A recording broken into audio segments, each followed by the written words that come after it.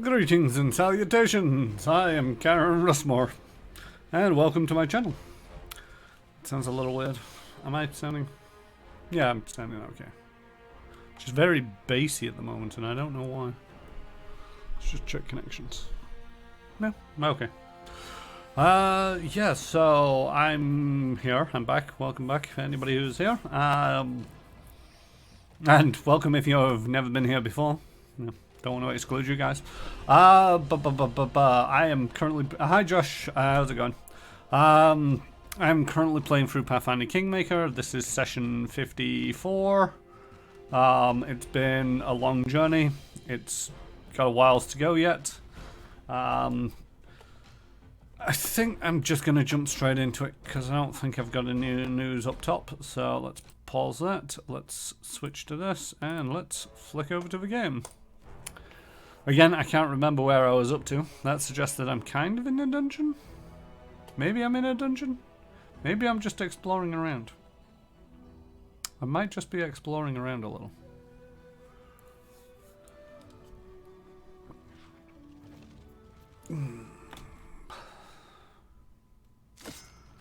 I am in a dungeon. What was I doing here? Oh, Agmar's tomb. Oh, this is the plot. This is where I'm supposed to be. Everything is terrible. People have got negative levels. Tristan's died once at least. Oh god, it's all coming back to me. I don't think I've got any supplies to rest.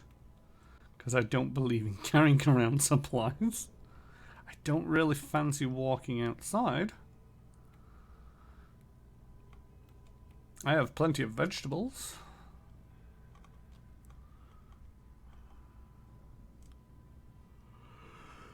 Alright. I'm not seeing any supplies. So, I think I was heading this way. No, that suggests that I wasn't heading this way. Was I heading this way? Oh no, I was heading this way and then I ran back a little bit because everything was being terrible and kept on popping up.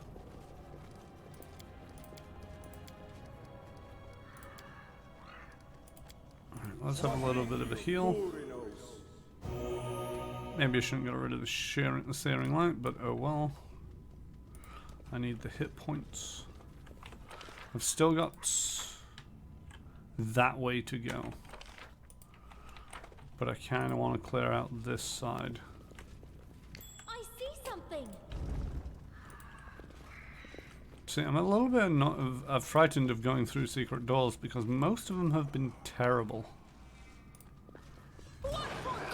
See, I told you, terrible. What is that thing? Greater elemental. There's a wraith. Spectre. So the Spectre needs to die, because that's giving me negative levels, which are terrible. That's another one. Somehow they got a surprise round. Amory has lost another 2 levels. Everything is terrible. Okay, let's see if I can't kill this one before it gives somebody negative 2 levels. How are you for negative levels? Oh, you're not good.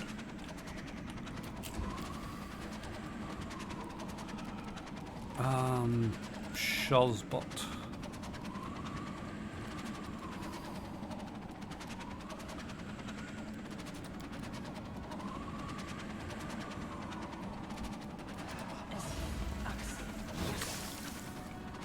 That's not too bad.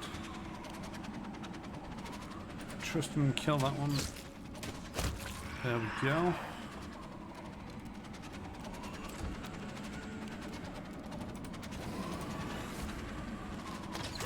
Oh, shoot.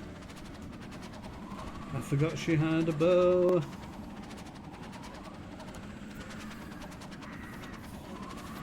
Well, she's pretty permanently dead now. Because there ain't no getting back up from that. Serves you right.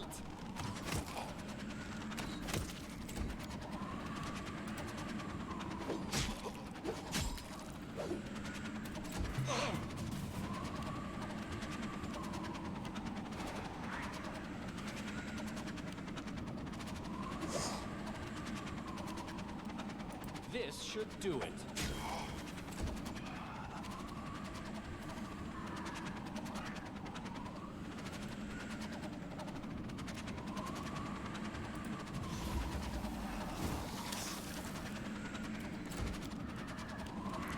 Repent!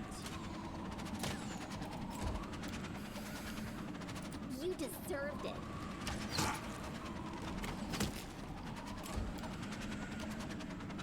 Let us strike as one.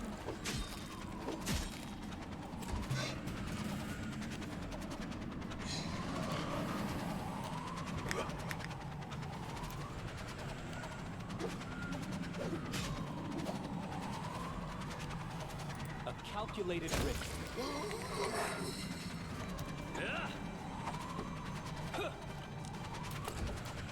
Some classic dice rolls. Provoked.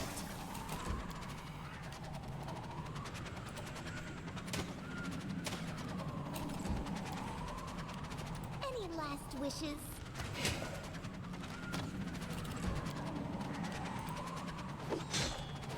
So if Amory is possibly permanently dead, AJ Station, I might reload. Because I really don't want Amory to be permanently dead. Especially since though it was my own kind of mistake. This will hurt.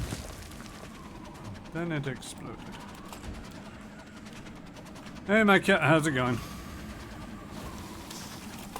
I found a secret doorway and regretted life choices. Potentially dead, because one of the things is that like she's got 12 negative levels,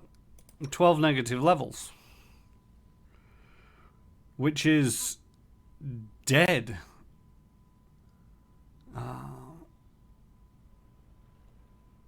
Oh, the stream got cancelled. Fair enough. Well, welcome to my stream.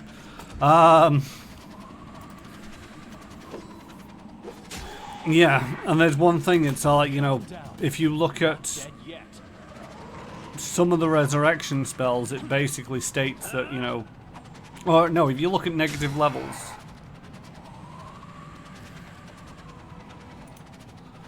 negative levels can be removed for high level restoration. A creature whose permanent negative levels equals its hit die, which is your level. Cannot be brought back through a raised dead spell. It can only be done through resurrection spell, which removes all negative levels after the dead creature is restored to life. So I don't know what it means when it comes to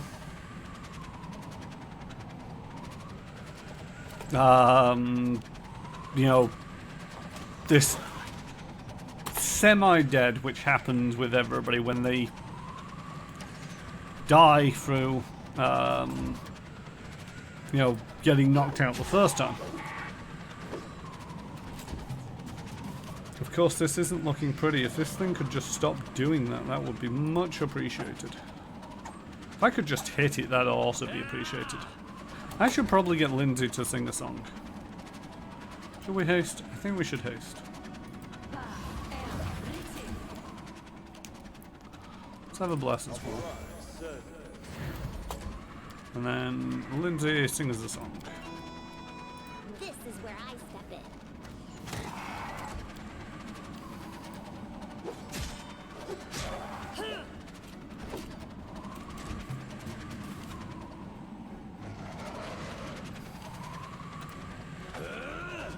And I still miss.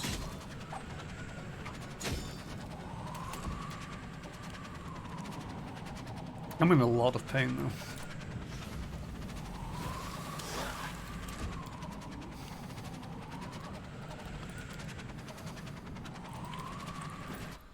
Did I get...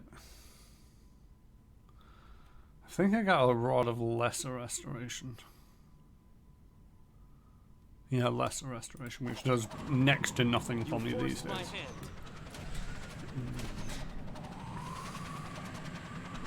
I love how Playground attacks like this creature... I love how Playground like this creature's attacks are.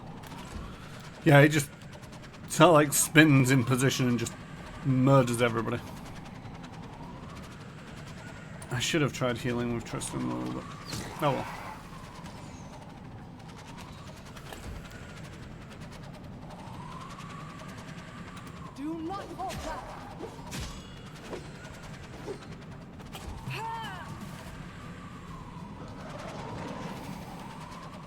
Let's try this way.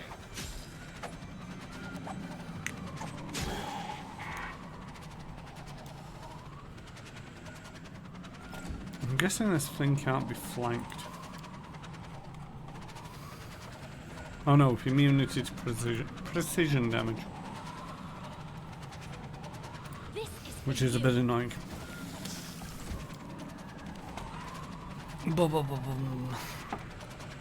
I'm running out of spells to convert into heals.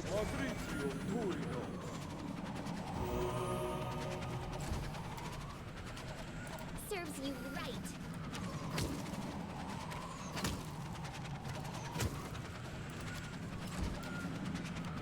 Onwards!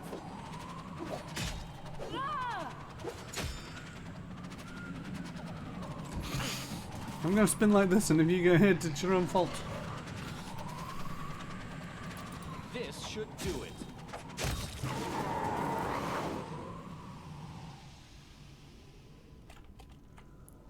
Okay, so Amory is back to life. Ah, you got rid of the negative level. Okay. Again, that's just because of a difficulty level that I'm playing at. I'm not playing at the...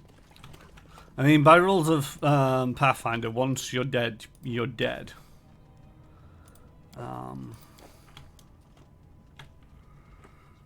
Is that it? Is that really worth it? A heavy mace. A hidden door opens to a room full of treasures. No, it had two things in there. It had a scrap, rune-covered ancient leather scrap, and it had an executioner's mace, which has a human bane and is +2 quality. I mean, I can't remember the last time I killed many humans. Right, so, Hammer, you're getting sent to the back. Let's burn a couple of these to get people looking okay again. And that might be useful, so let's...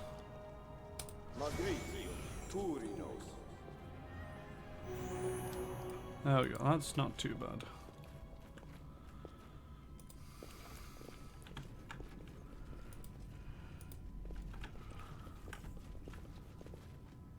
This looks like a fun little place. Yay, we triggered a trap. Get out of there, you muppets.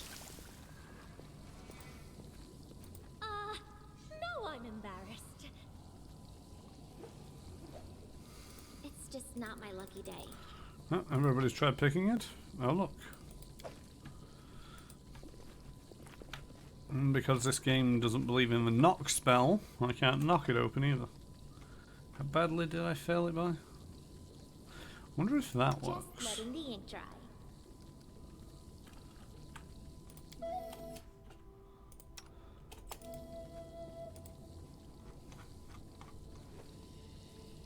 It's not. Lindsay has a bardic performance, which gives you a +2 competency bonus on all skill checks as long as they can hear the bard's performance. I don't really think to use it all that much, but it works out at a fair amount of a bonus, and I possibly should have done it before rolling for the first time. I mean, 25... rolling a 5 probably didn't help. But Octavia's probably would have worked. Yeah,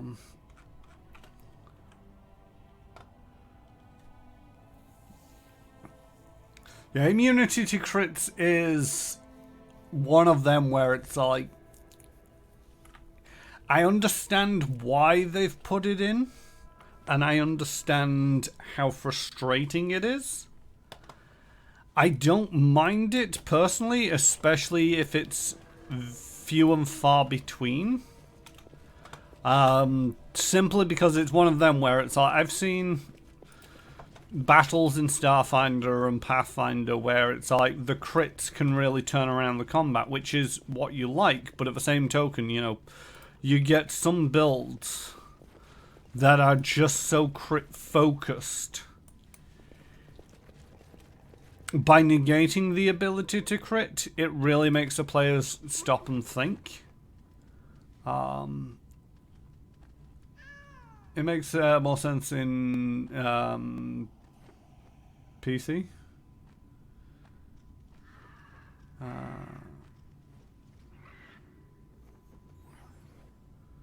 Starfinder crits seem to be Pathfinder. Yes.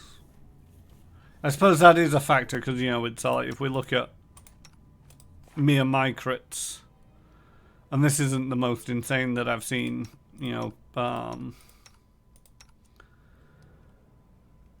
how's Amory's crits look with this? No.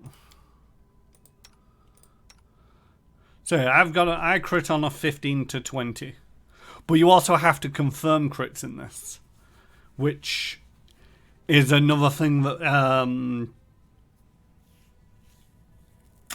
Starfinder doesn't have.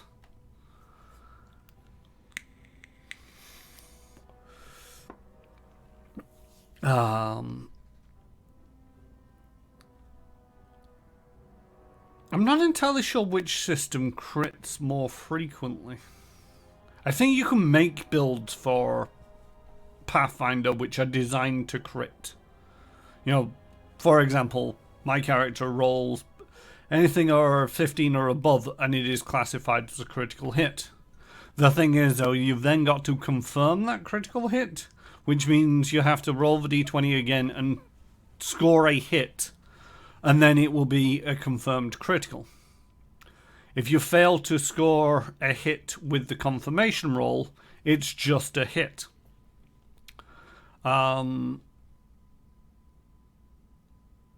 With creatures that are immune to precision damage, which doesn't just include criticals, because that's actually more of a sneak attack.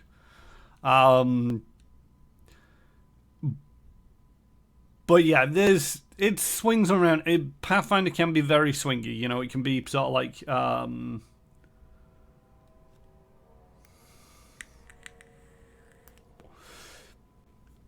yeah, the champion fighter. I think some magical items will also give you that benefit, as well as. Okay, more terrible things.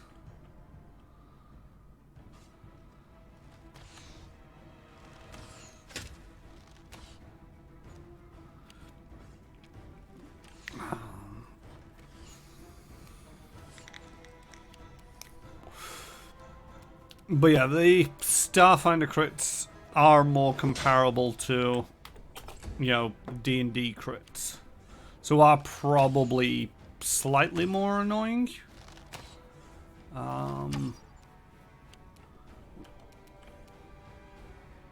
Than the Pathfinder crit immunity.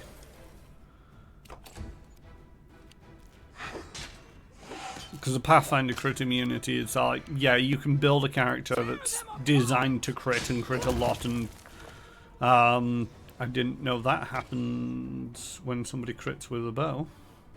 But okay then.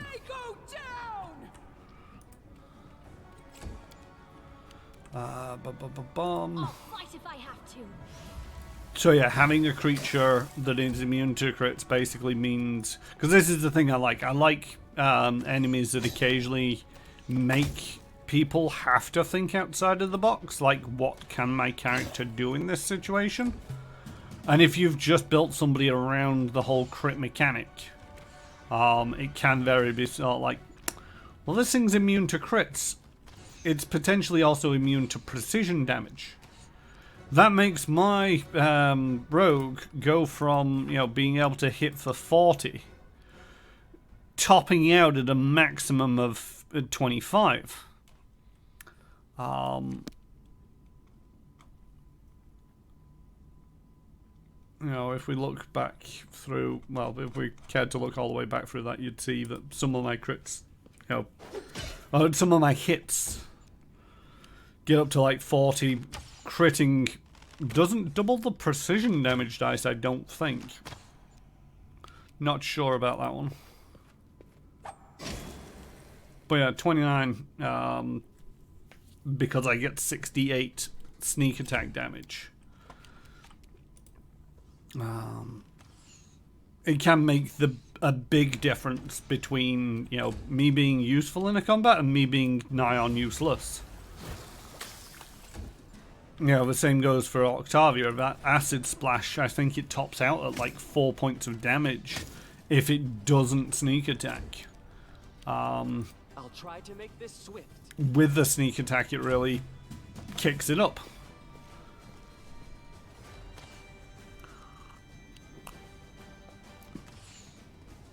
So, forcing players to think a little bit outside of the box, I think, is a fair game. Stay behind me.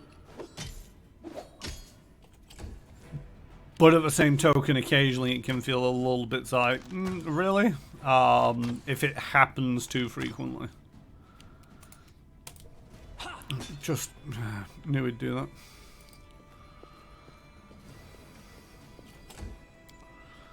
I figured to just go for the one attack, because if something hits that guy, he dies. Come on. Really?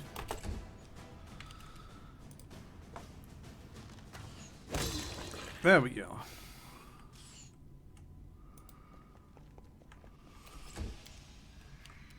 So it's come to this. Tristan's getting bad on the concealments.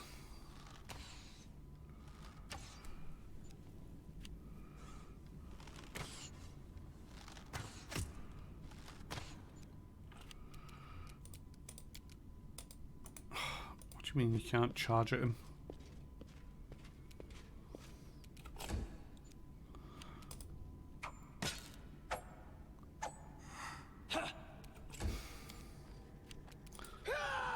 Some days you just want to give up.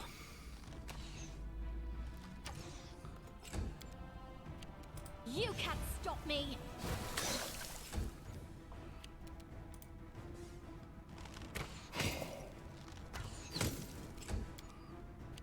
Repent.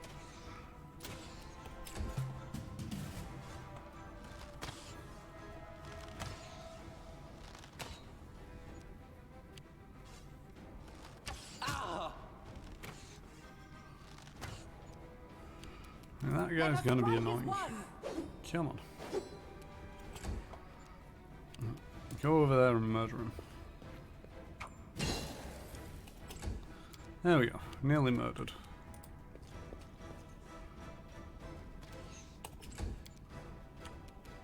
Consider me provoked. I think to a certain degree, you know, one of the other things about the precision damage of rogue sneak attack, it's understandably more in Pathfinder because, you know, the rogue gets it on every attack, and, you know, as we've seen with the haste spell, I can top it out at 5 attacks a round at level 12. It's going to be a lot more hits as I go up in level. And so having that precision damage of doing, you know, 50 damage per hit, especially once, you know, my level it keeps going up, it's really going to make for me doing, you know, several hundred points of damage around feasible. Not really with my dice rolls, but at the same token feasible in terms of, you know, it should be possible.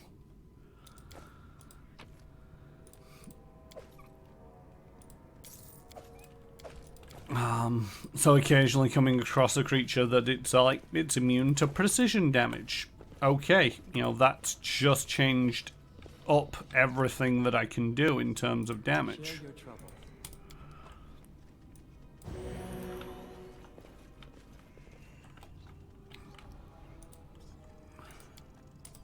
To victory.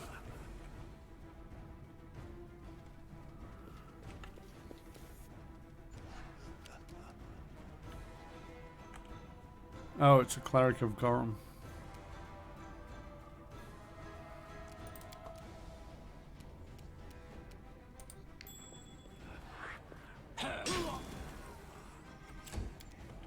So, like, why doesn't that have a skeletal thing? Because it's not a skeleton.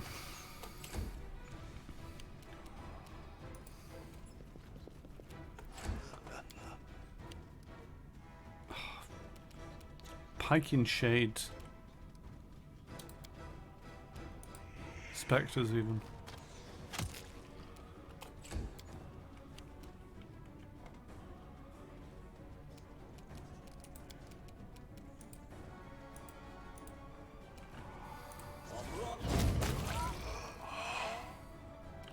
It's one shade down.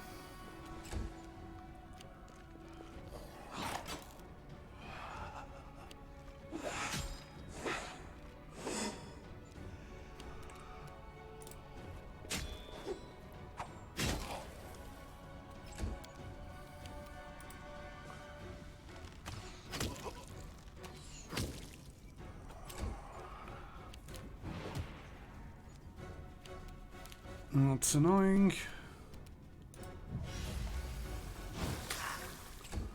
That's terrible damage. She'll die soon enough.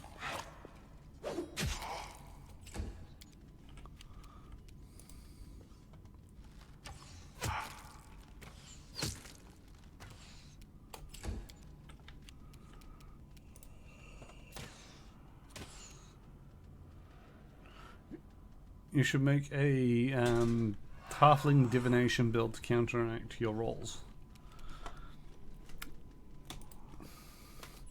Did actually play a halfling once. And I think I even took... Or I planned eventually to take the lucky feat. I'm not entirely sure what bonuses / any that the halflings get in Pathfinder.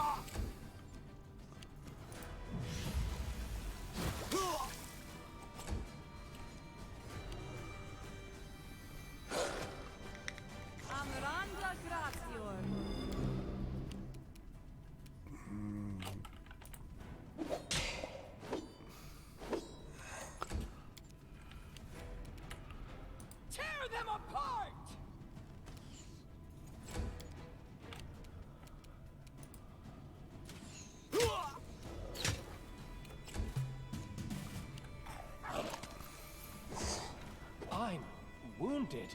I'm in terrible position.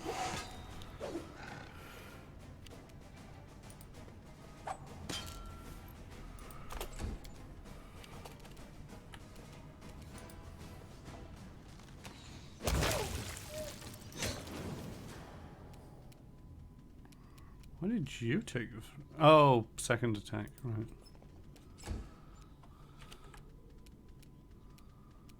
This is for you!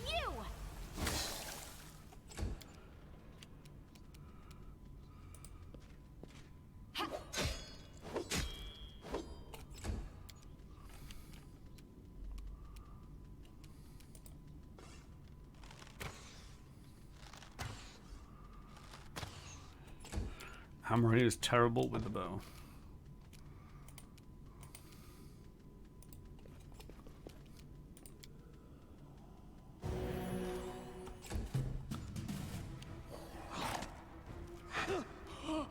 Okay, because it goes after the unconscious guy.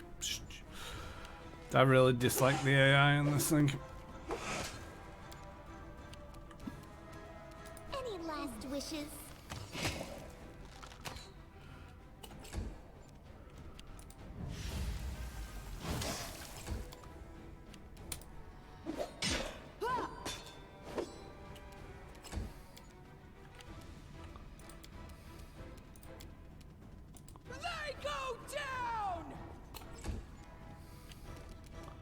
I think I've used the resurrection. Oh no, I've not used the resurrection for today.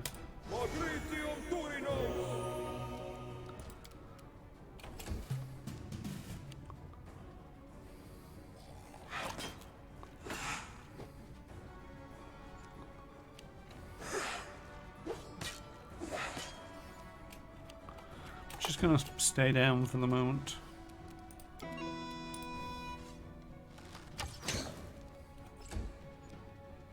I'll fight if I have to. Finally get people in position so that she can backstab and get sneak attack damage.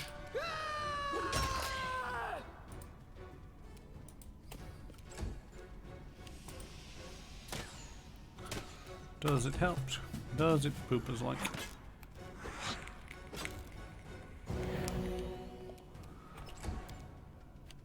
This is where I step in.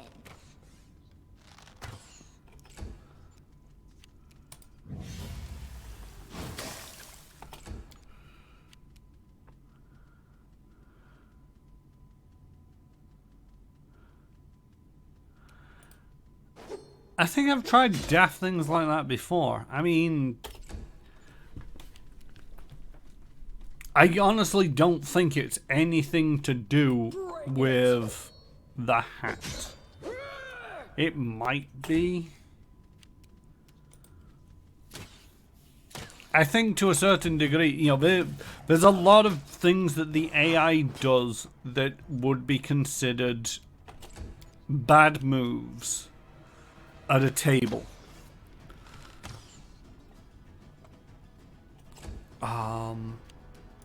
You know, and it's not just always going after the PC.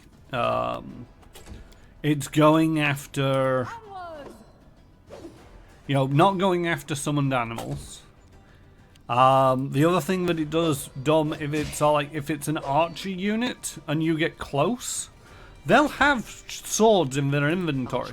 You know this because they drop it when you can pick it up when they're dead. But on the flip side, you know, will they switch out their bow, which will provoke attacks of opportunity, or will they continue to fire the bow even when people are in melee range? They don't. They just continue firing melee. Stay behind me. There's also, you know, in part, the unwritten rule of GMing is sort of like you don't always go after the lead bad guy. I can understand it in some, you know, there's some arguments for it. For example, an intelligent enemy, knowing where the danger is, you try to lock down. And if that means killing certain PCs. You know, if the rogue is particularly dangerous, you might cast hold person on them. You might try to daze them, maze them. Whole list of spells that you can try and get the rogue out of the action, knowing that they're damn dangerous. But at the same token, it's kind of an unwritten rule that when somebody's down and unconscious and bleeding out, you don't always continue to attack them. You move on to somebody else and assume that they're going to bleed out. And it makes tactical sense in some regards. See, there it goes. I have done literally nothing to it for rounds, and it suddenly decides to turn around and attack the guy on the ground.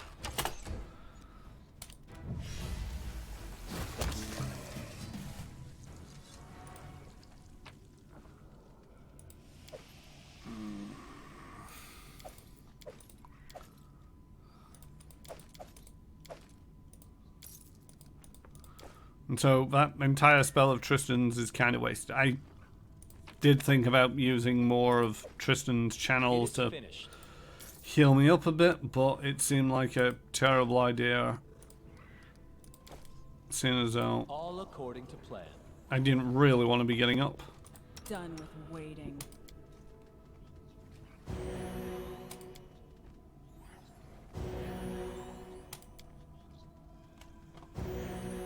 Right. We are currently in a terrible, terrible position.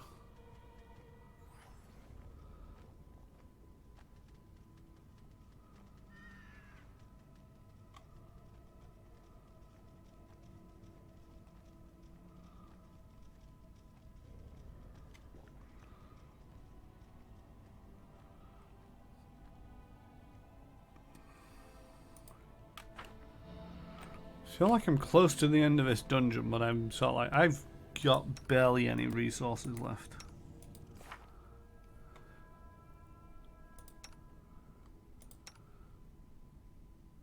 So many people with negative levels.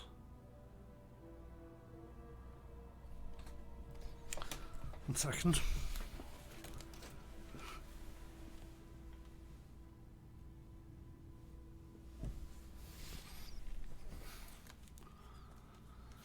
Just thought I heard somebody knocking. They're not. Or if they are, they knocked and ran.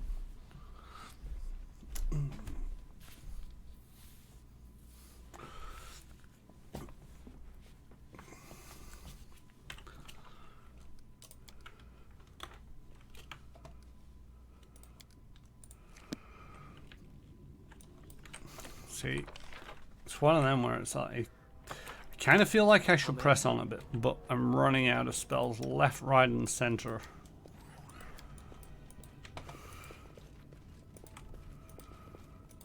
And, you know, a lot of people are so badly injured in terms of the negative levels. Hello. There was a chest right there. Golden ingot. Sell the spoon, take everything.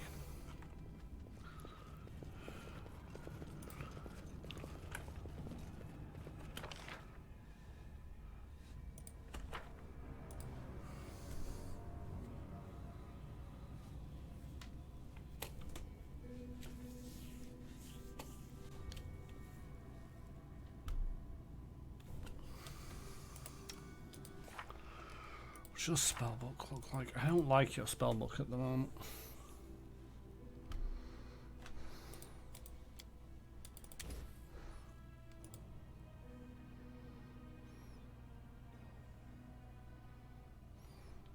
I don't like your spell selection at the moment.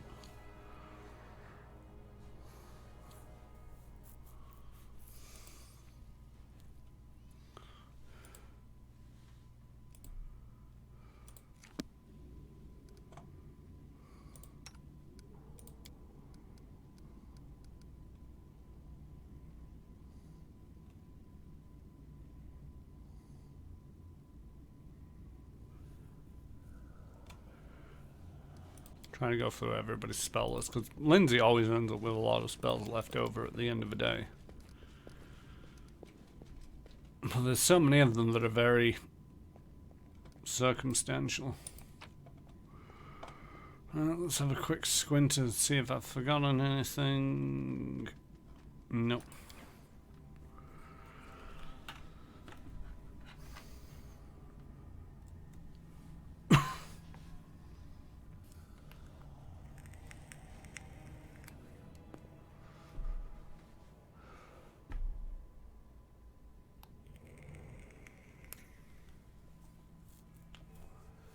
So yeah, just going to retreat a little bit and see if I can't rest up. This is a very straight line part of a dungeon.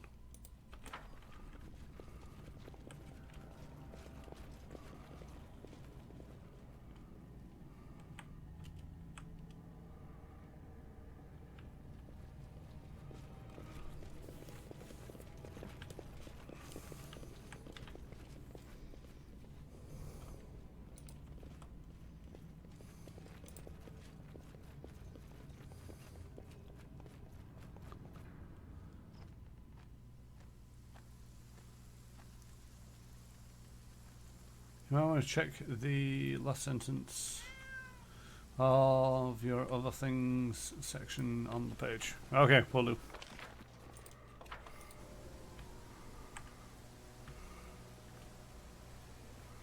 Oh yeah, I think I came here and realised that I couldn't camp out here. Apparently there's no hunting in this area.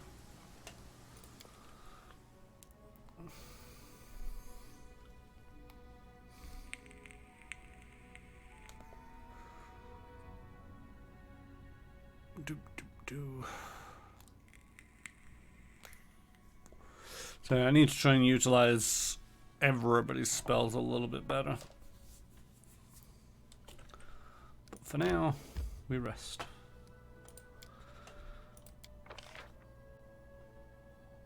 Ba, ba, ba, ba.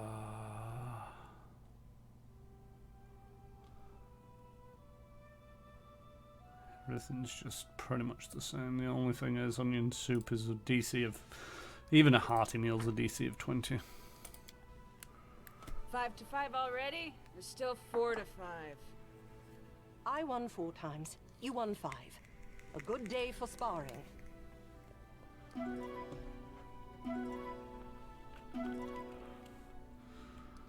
Well, at least they're keeping count and keeping it civil. Right, back to Amrag's tomb. Enter.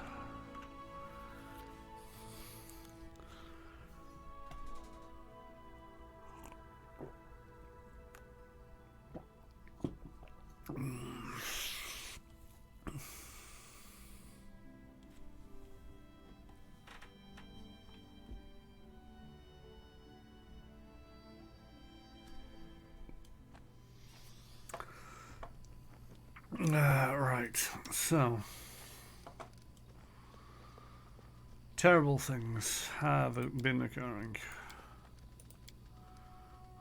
Restoration Emery, because you've still got 11 negative levels.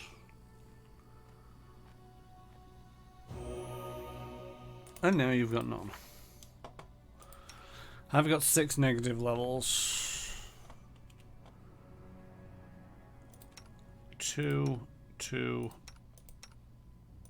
and 4. So if we do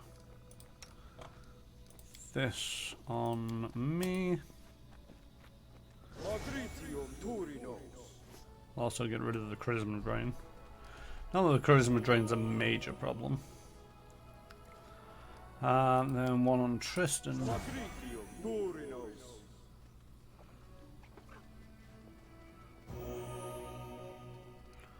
And bring it back for one on Valerie.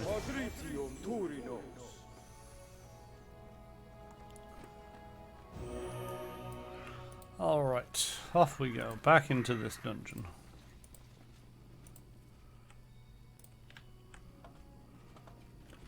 How am I doing for diamond dust? I think I've still got plenty, but yeah, 139, that's fine.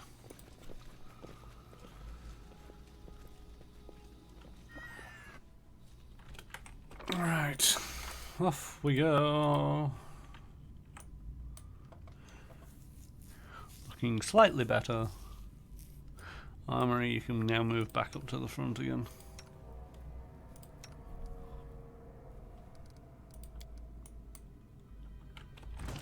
I need inspiration. Oh. Why is a wolf back? And only the wolf.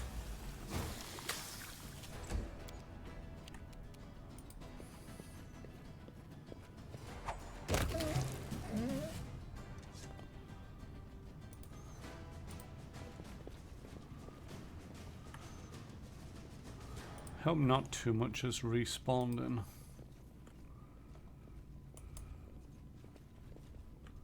If anything has respawned in.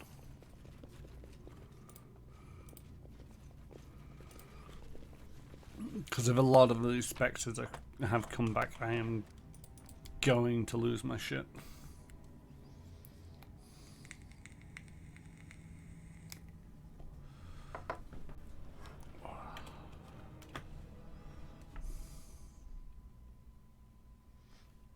Bum bum bum bum bum bum bum bum bum.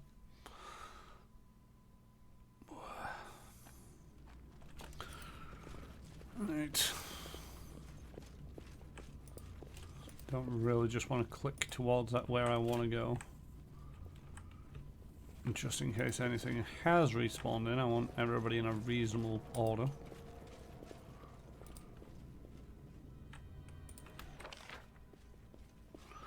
But then again, I'm also bored.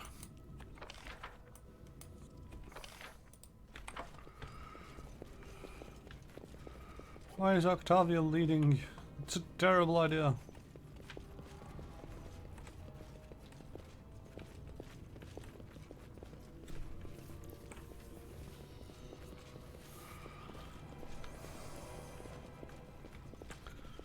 Octavia, Valerie, Chiron, Amory, Tristan, Lindsay. Only really Octavia who's out of place.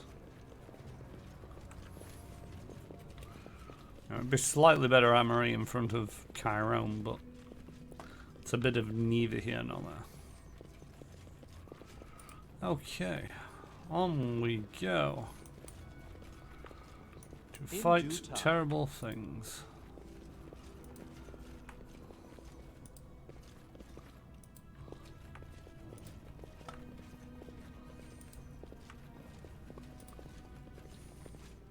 Barbarians set up camp here. It seems they were prepared for a serious battle. And so they should be.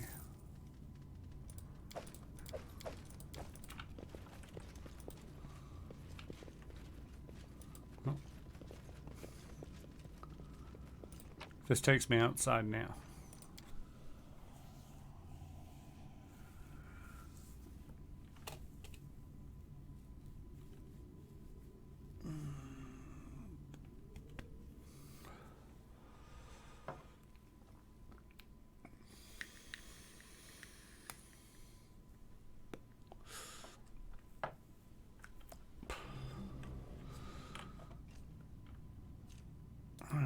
Best foot forward. Zorik, the barbarian who stands before you, is old but not decrepit. His tanned, muscular body seems to be made of bronze. His eyes have no whites, no iris, just black metal. The reflections of invisible fire dance upon their shining surfaces. I greet you to the Temple of Gorum. I am Zorik, keeper of this tomb. If you've come this far, you certainly have potential. But the time has come to determine if you are worthy to enter the inner sanctum.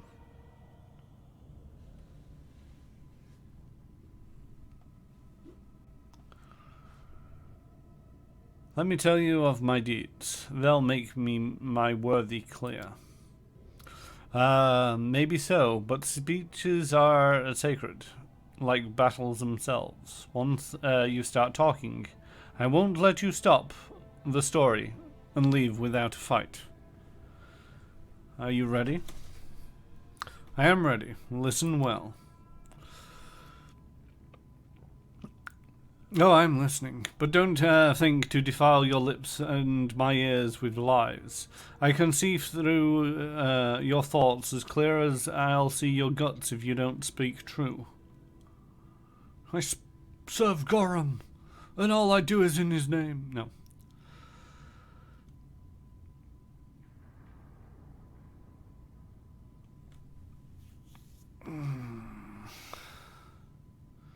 Does it have to be me on the diplomacy? I killed Haragukar and Tartuk, the Troll King and the Cold-Blooded King, respectively, and destroyed their city. You felled 2 monster kings at once? Yes, that's something to be proud of. What else can you boast? I killed the Stag Lord, leader of local... oh, no. I killed... I'm going from easiest to most difficult. I killed Vordakai, ancient necromancer and ruler of the Cyclopses. Mages, giants, and undead. 3 of the world's most disgusting things. Yes, that's something to be proud of. What else can you boast? Am I any good at that? No, 23 is not that great. I killed the Stag Lord, leader of the large bandit gang, and took his fort. So, the Stag Lord terrorized the area, and the Brethens bestowed the title of Baron on you for his head.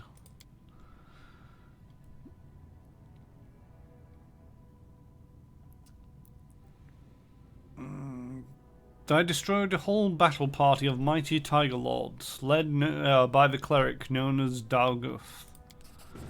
You defeated fighters from my own tribe? I am the ruler of the Stolen Lands. No one dares doubt my glory. You can clearly see I am worthy to enter, cleric. Step aside. Not just anyone can boast such exploits. I, Zorak, declare before the face of Gorum that you truly are a great chieftain, worthy to enter Amrag's inner sanctum. The cleric bows his head and steps out of your way. Hey, some good dice rolls for once. And we all leveled up. Ooh. Blue Boots the Barbarian.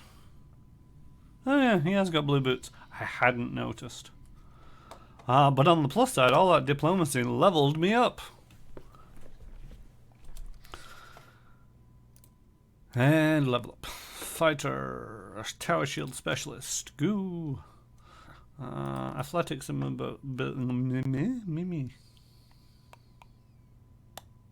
mobility.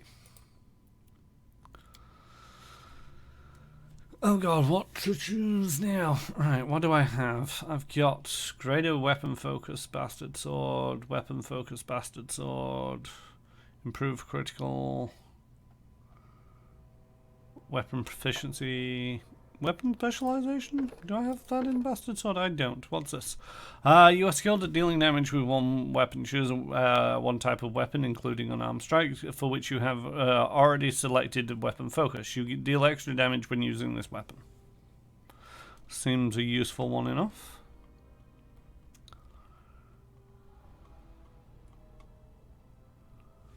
Hammer the Gap might also be useful.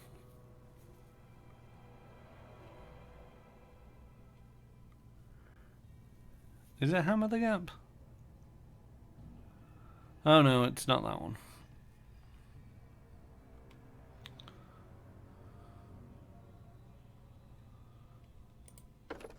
A penetrating strike might be useful. Your attacks made with weapon selected with weapon focus ignore 5 points of damage reduction.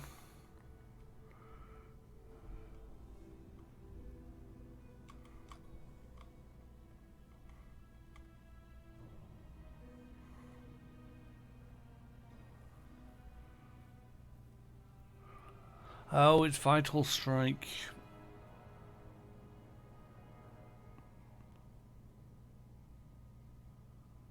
I think.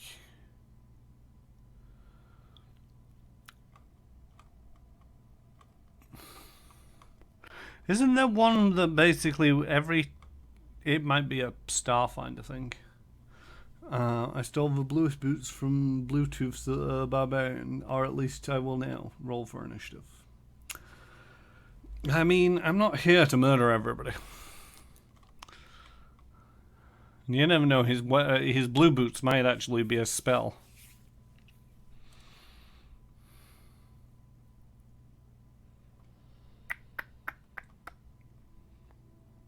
Pretty sure there's a feat.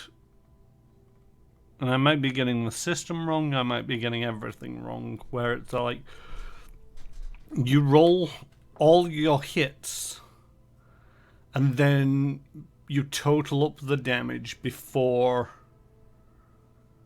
working out how much damage you've dealt, and that way, you know, so if you get 3 hits and each hit does 10 points of damage, let's say it's slashing damage and they've got DR 5, each hit will be 10 brought down by 5 for the DR, so you would only do 15 points of damage in total on the original 30.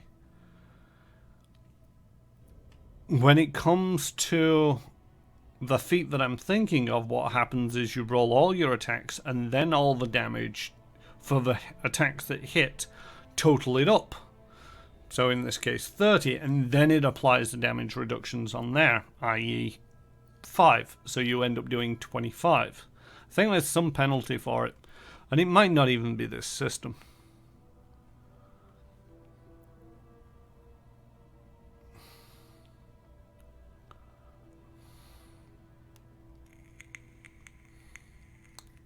But Vital Strike kind of has that.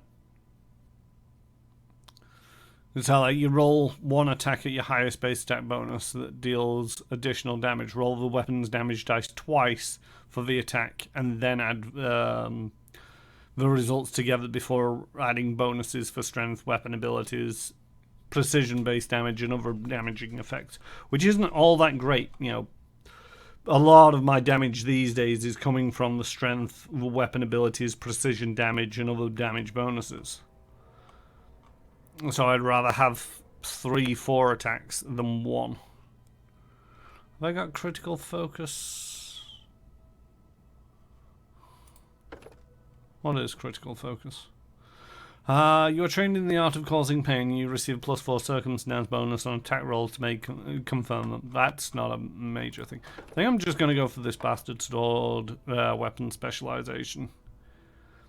It's not a major thing for Valerie. Oh, what did we get? Total cover. At 13th level, while using your tower shield, a tower shield specialist cannot be flanked. Ooh.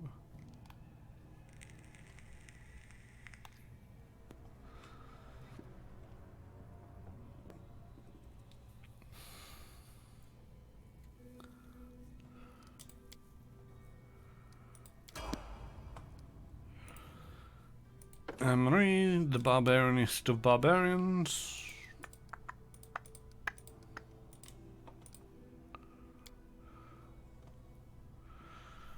What do you have? Critical focus. You do actually have the critical focus. Improved critical bastard sword. Not sure if you're using a bastard sword at the moment.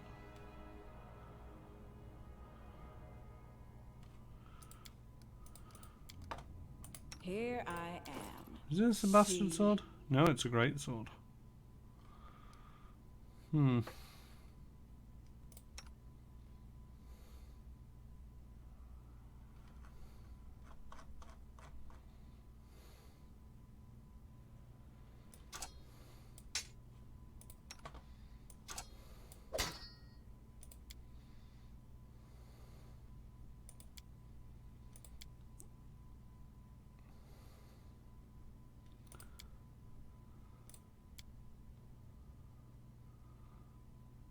See, I don't think I've got any particularly great bastard swords.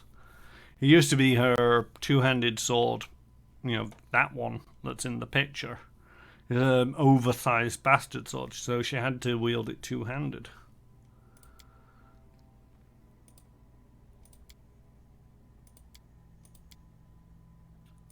Whereas according to this, it's all like, you know, it's going from a 12 to 26 rather than a 16 to 26. But the critical is a 17 to 20 rather than 19 to 20. Although that is a +3 on all the attacks to hit. But that might just be the sort. Yeah, it's an enhancement +5 versus an enhancement +1.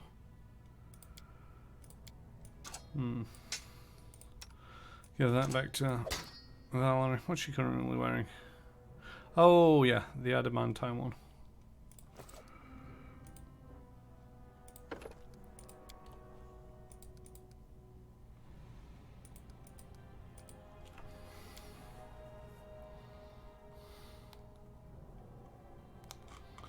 See, I could start her off on the train of proficiency, greatsword, weapon focus, greatsword, improved criticals, greatsword, which will be over the next 3 feats.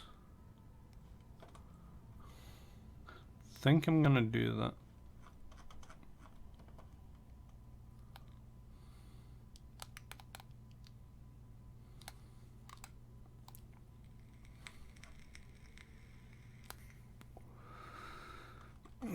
Weapon. Yeah. Saying it's not a great one because there are other ones that are better. Great sword.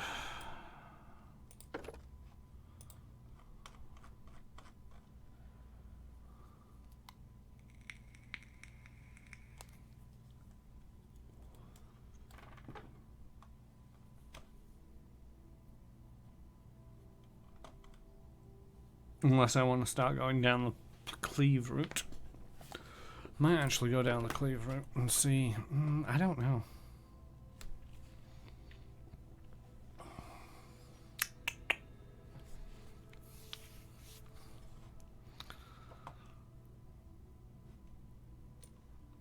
See, this is one of the things that I don't like about Pathfinder and its builds, is that you very much get hung up on a certain weapon. You know, for Emery before, it was a bastard sword. And so, you know, having all of these feats specializing in bastard sword made it very powerful.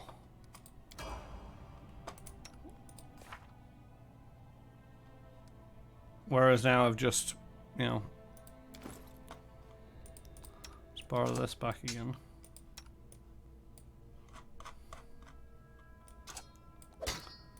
No, it's a 16, it's 25 to hit on the first attack, 16 to 26. That's a 21 to hit for a 12 to 26. It's, you know, 20% more likely to hit and does more base damage. The only disadvantage is it doesn't crit as often,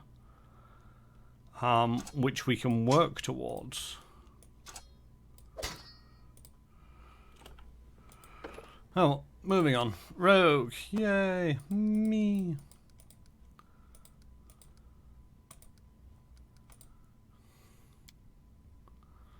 Everybody got a feat.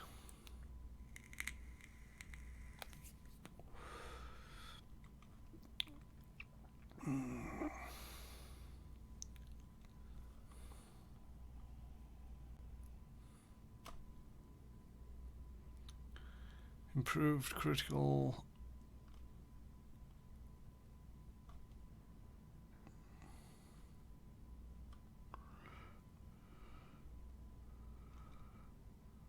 Crew key. So I could take the weapon focusing kukri.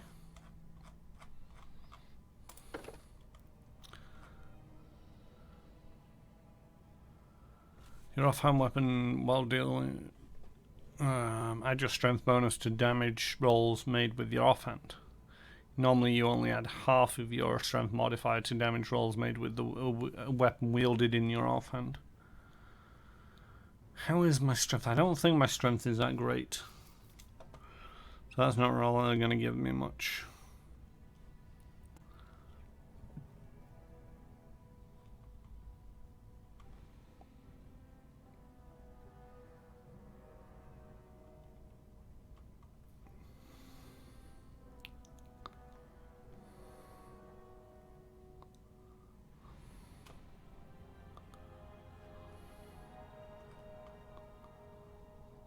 I think I'm just gonna go for that. Let's get more pluses. Bard, Lindsay, skills, and feet.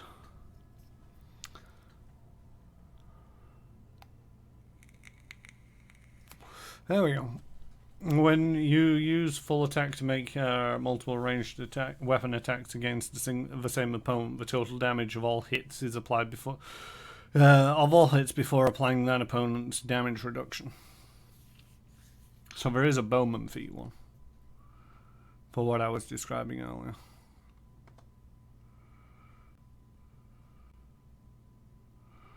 Weapon focus, precise.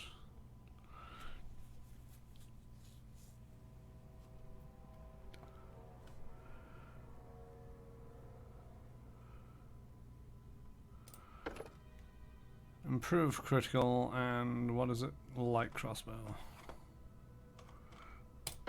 Ta-da. Spells. Oh, I get 1 at 3 and 2 at 5.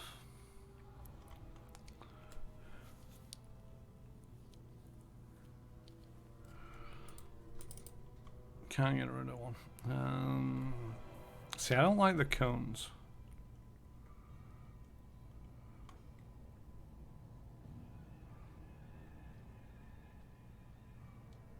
Tempted to take the cure serious just to buff out a little bit. Oh, 5's a new one.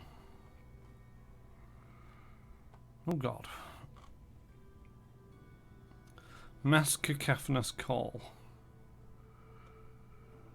You fill your mind's target with a blaring cacophony of discordant sounds, making it hard for the target to act and concentrate. Creatures gain the nauseated condition for the duration of the spell if they fail its will saves. Cloak of Dreams. You're surrounded by a soporific aroma that causes all living creatures within 5 feet of you to make successful will saves for each round or fall asleep for 1 minute. Sleeping creatures are helpless but wake up after being wounded. I mean, that's not bad, but it's all living creatures, including the party.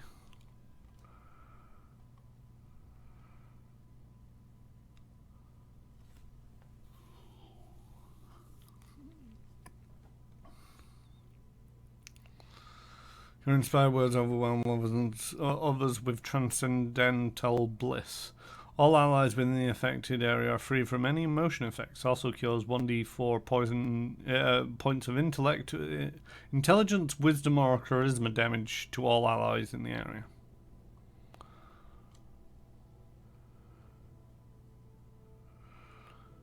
With a guttural bark, you unleash a sudden blast of sonic energy that strikes your opponent. It takes 1d6 points of sonic damage per level and is stunned for 1 round. A fortitude save reduces the damage by half and negates the stun. I think I'm going to take that just because it gives me a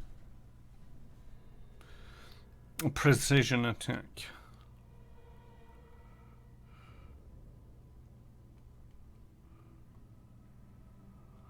Shadow Evocation. You tap in energy from the plane of shadow to cast a quasi-real illusionary version of a fireball, lightning bolt, shout, volcanic storm, or ice storm spells. Spells that deal damage have normal effects unless the affected creature succeeds at a will save. Each disbelieving creature takes only 1/5 damage from the attack. Regardless of the result of a save to disbelieve, the affected creature is also allowed any save or spell resistance that the spell being simulated allows. But the save DC is set according to the Shadow Evocation's level 5th rather than the spell's normal level. Yeah, that sounds like fun.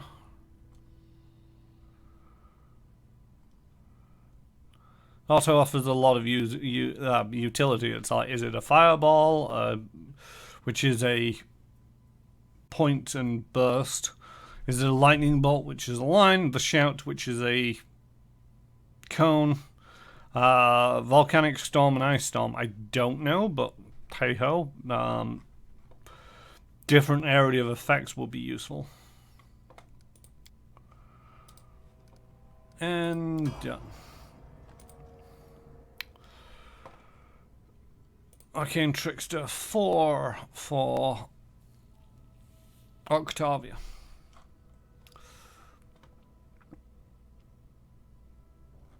This is where it all gets messy because we got 6 levels of Wizard, 3 levels of Rogue, and 4 levels of Arcane Trickster. It tops out at 10 for the Arcane Trickster though. Not entirely sure what I'm going to do at that point. Maybe stick with the Wizard. Giving her a caster level of 17, which isn't too bad.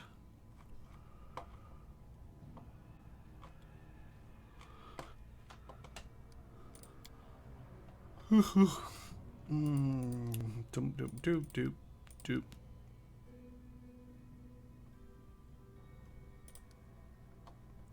Keep going up in the stealth.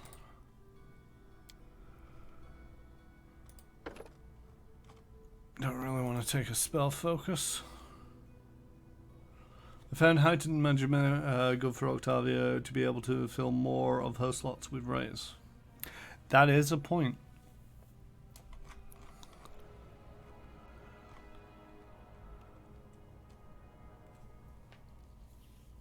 A heightened spell has a higher level, spell level than normal, up to maximum of 9th level. Unlike other magic feats, heightened spells actually increase the effective level of a spell that it modifies. All effects depending on spell level, such as saving throw DCs and the ability to penetrate the lesser global vulnerability, are calculated according to the heightened level.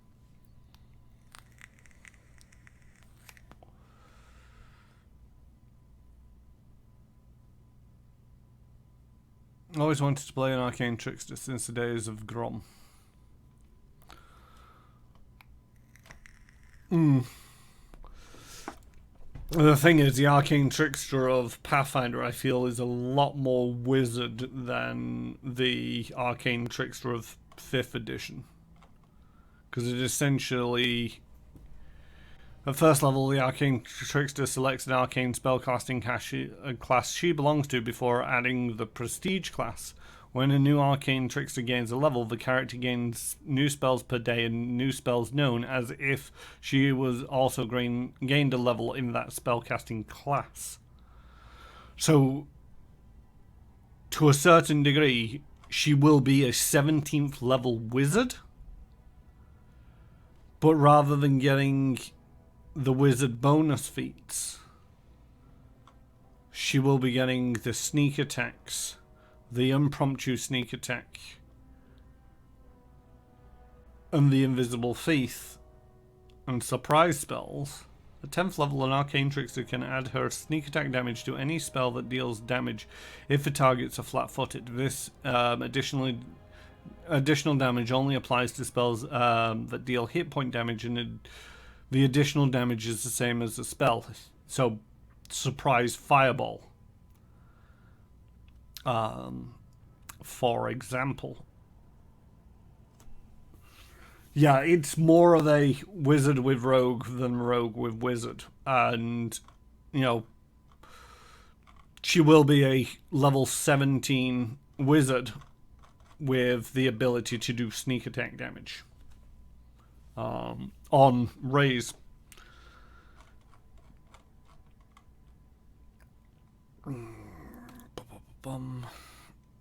Yeah, the heightened's not bad.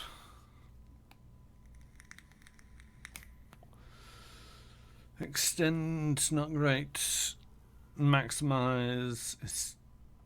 See, I'd like one that increases it to. See, empower's great, and as is maximize, but maximize spells use up 3 levels higher. Empower uses spells that are 2 levels higher. I just want a nice one that gives it a level increase by 1. But it's only really, you know, we've got to reach and extend, which aren't quite what I want. So yeah, let's take the heighten.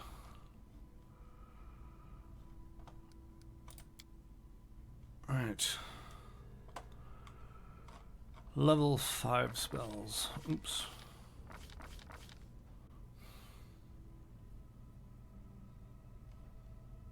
Yeah, we're already casting level 5.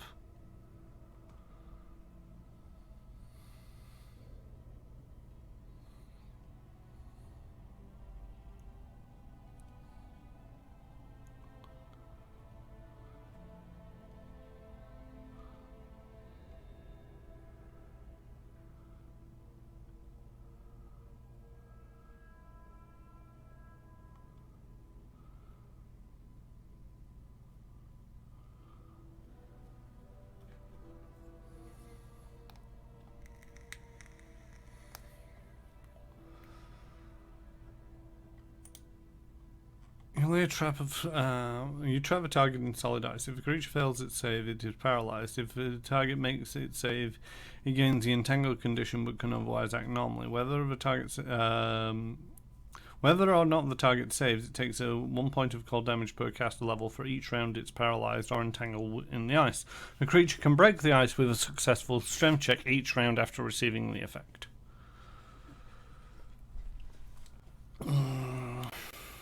I mean, I'm tempted to take hold monster.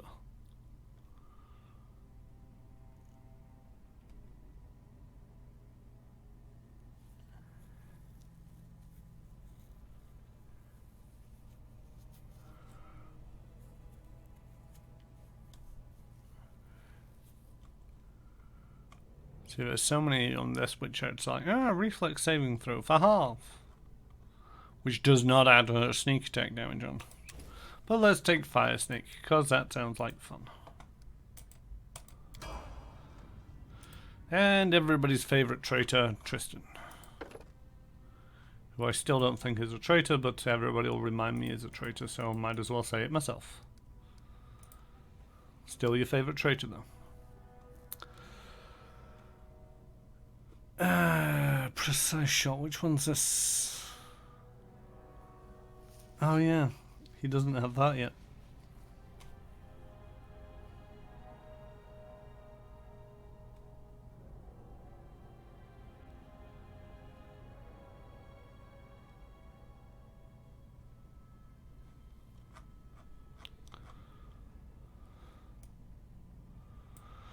See, I was looking at this. Your melee attacks ignore the mischance for less than total concealment. You still reroll your mischance percentile for total concealment. If you successfully pinpoint an invisible or hidden attacker within 30 feet, that attacker gets no advantage related to hitting you with ranged attacks. That is, you don't lose your dex bonus to AC, and the attacker doesn't get its usual +2 for being invisible. Yeah. It's not as effective as I would have liked. I am going to take this precise shot, though.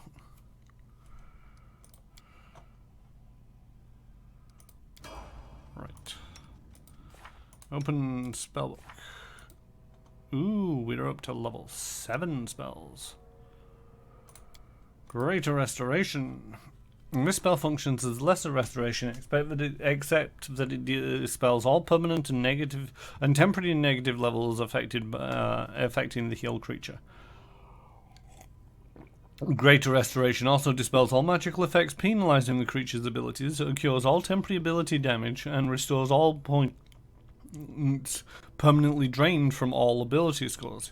It also eliminates fatigue and exhaustion and removes any form of insanity, confusion, or similar mental effects. And this spell dispels any temporary magical effects, reducing one of the subject's ability scores, or cures 1d4 of temporary ability damage to one of the ability scores. It also eliminates any fatigue suffered by the character. It does not restore permanent ability drain. Now that's kind of nice to have another one of those.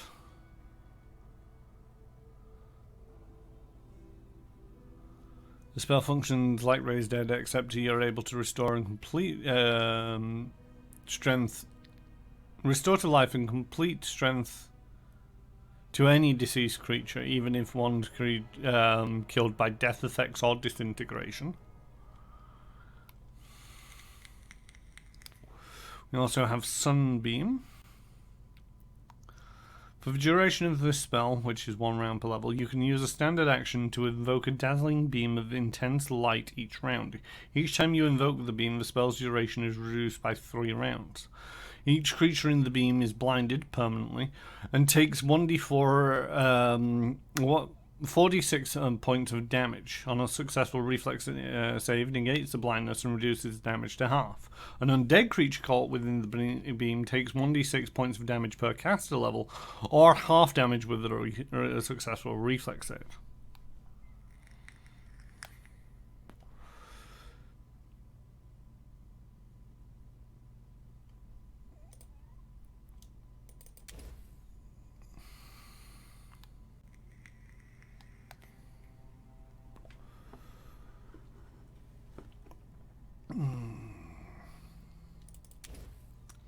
I think I'm going to take those two. Right, Lindsay, you just get your castings per day. And Octavia. See, one of the things that I now need to consider. See what I can do. Right. Is I can choose Ray of Frost, for example.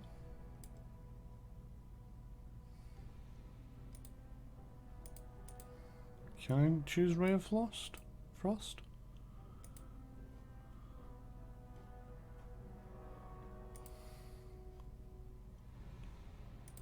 Oh no, I can't heighten a Ray of Frost. It's bollocks.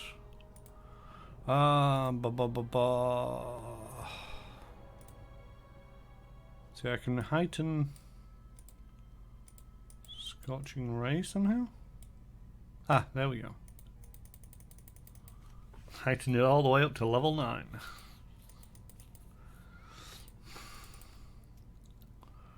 But yeah, Scorching Ray is traditionally a 2, but I can make it a 3. And I can make it pretty.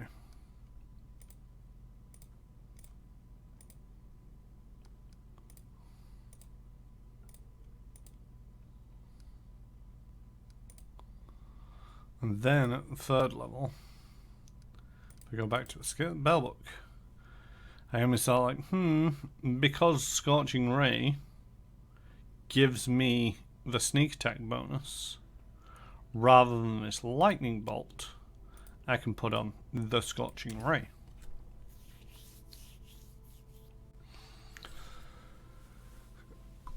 And I can also, so like for level 4, I could do a level 4 Scorching Ray.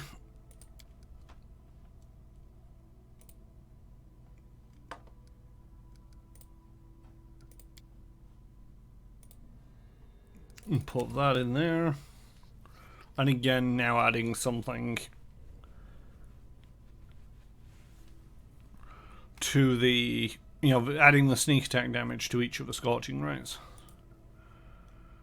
5th level I could do the same, but I think I want to take Hold Monster.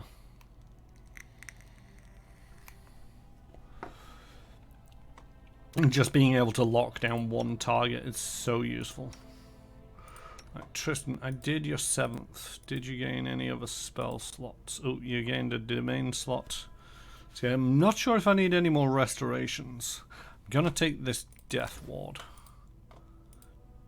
because Josh has mentioned it a few times, and I think if I don't start taking it soon, he might find me and murder me. I joke.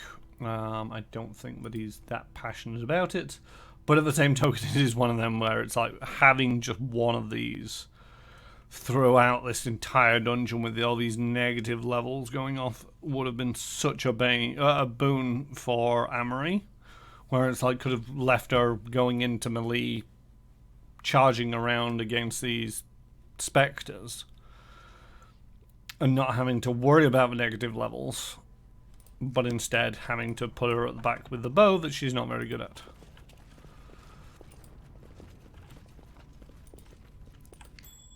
Oh, spotted something. Jade Pin, Potion of Feather Step, Fine Hides, Grinding Stones, 150 gold. That is not far. Golden Trinket, Branded Armor, Composite Bow, Buckler, yeah. Oh, look! You smell incense in the stale air. Oh, look at what? Oh, there we go. Rune-covered ancient leather scrap. And of course, the door comes off sideways. Oh. We're back at the 1st level. Everybody died. The great chieftain's tomb reeks of death. Not the ancient death of the chieftain himself, but the recent death. Dismembered bodies are scattered around the floor, the blood staining and pooling on the floor. Around the room, the blood staining and pooling on the floor. There isn't 2 floors, just the one, with blood and pooling. You barely even recognize the remains as human. They were once members of the Tiger Lords, the barbarians who followed their leader to this tomb, only to fall by his hand. Amrag himself stands in the center of the room, clenching a blood-stained sword. He breathes heavily, like a hunted animal, his eyes wide and aimless. His voice is hoarse as he shouts at a slim woman in a grey cloak He shouts at a slim woman in a grey cloak in short, abrupt phrases. The woman's yellow eyes are fearless as she watches a chieftain through holes in the veil that cover her face. Lies. Armag's entire life a lie. Armag is not Armag. The sword says it is Armag. The sword, it calls Armag an imposter. What now? What? What to do? Who is Armagh now? Hush, my boy. Calm. You really are Armagh. There have been no lies. But your soul has slept in the sword for so long, it just doesn't recognize you. It will soon, though, and everything will be all right. You know you are a hero, a great chieftain, the greatest of all chieftains ever born into this world. Remember that. Hold on to it. Great deeds await you. Soon. Very soon. Stop lying. Armagh is not even Armagh anymore. Was never Armagh in the first place. Armagh is like the 8 mothers now. No name, no tribe, no destiny. What's left now? What? Only revenge!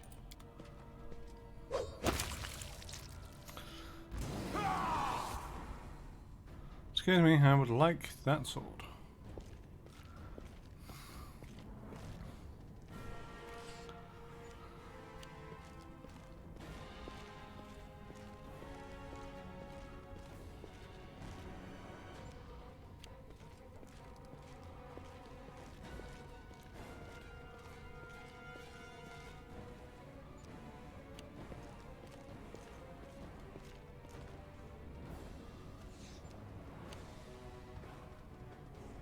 Wait, aura of honest battle.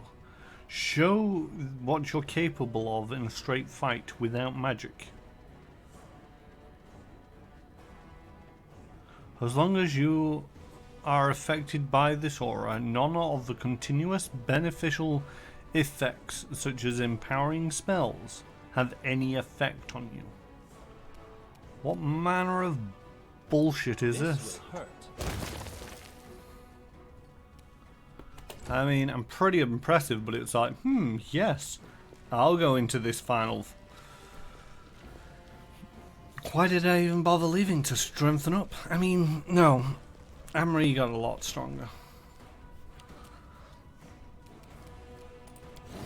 I don't know if the Bard songs count. Right. Can you go tussle with Amrag and see how much of a terrible idea this is? Oh no, comes after the barbarian. That stung a lot. No, there's no point in a hungry pit. Are any of my spells going to work? They are going to work. Great stuff.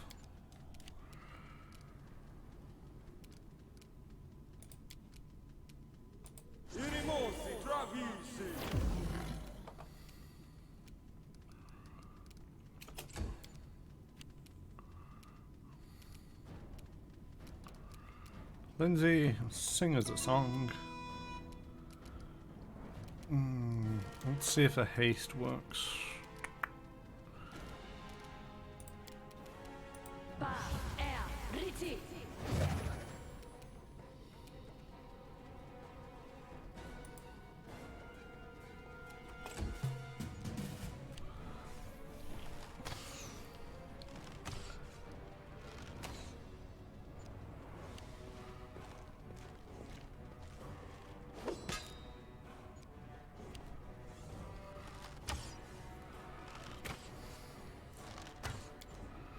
Right, let's see if we can make you explode. Let's try this way. Can I take that as a no? Jesus.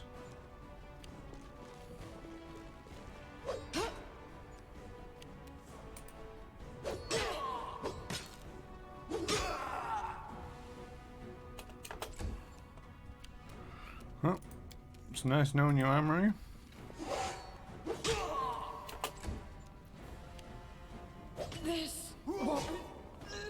No, that did kill you.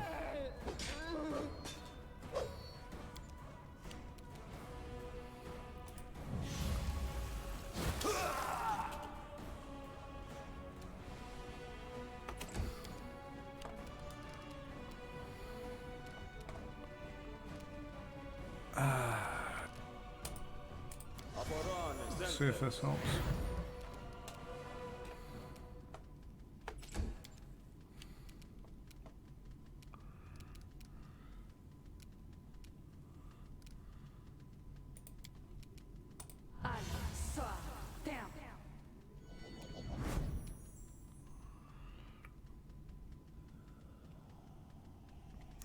Will saving throw DC is 19, modifiers is an 18. Yeah, that's never gonna work.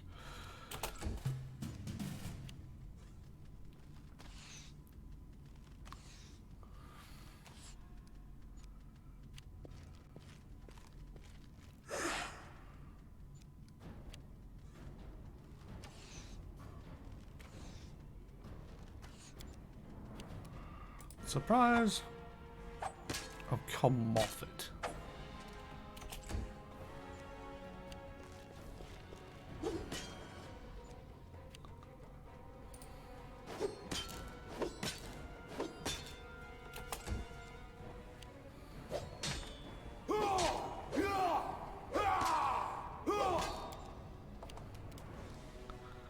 How am I supposed to kill this person?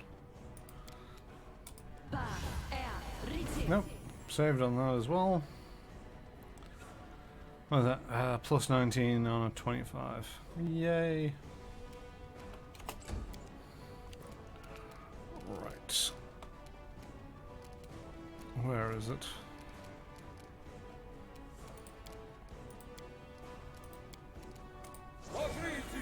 On your feet, Henry. Really do with you in this.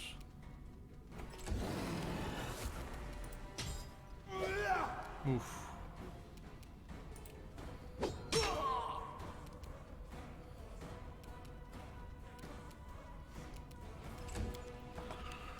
I would love you to do a displacement on Amory.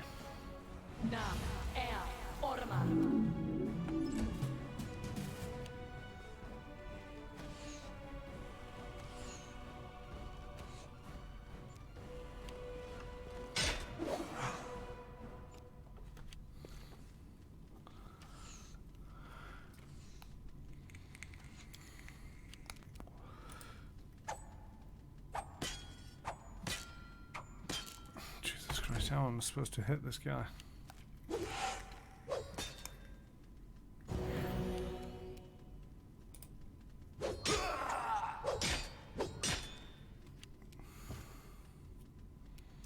Okay, she's not dead.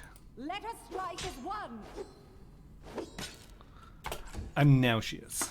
Oh no, he actually turned around. Much longer. Jesus Christ. Oh no, that's it. Game over, folks. Boom.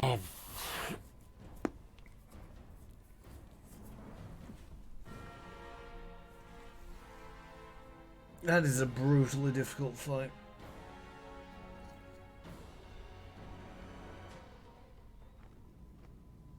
And of course, this is before the level up. Because I didn't expect to go into the next room and just get straight up murdered.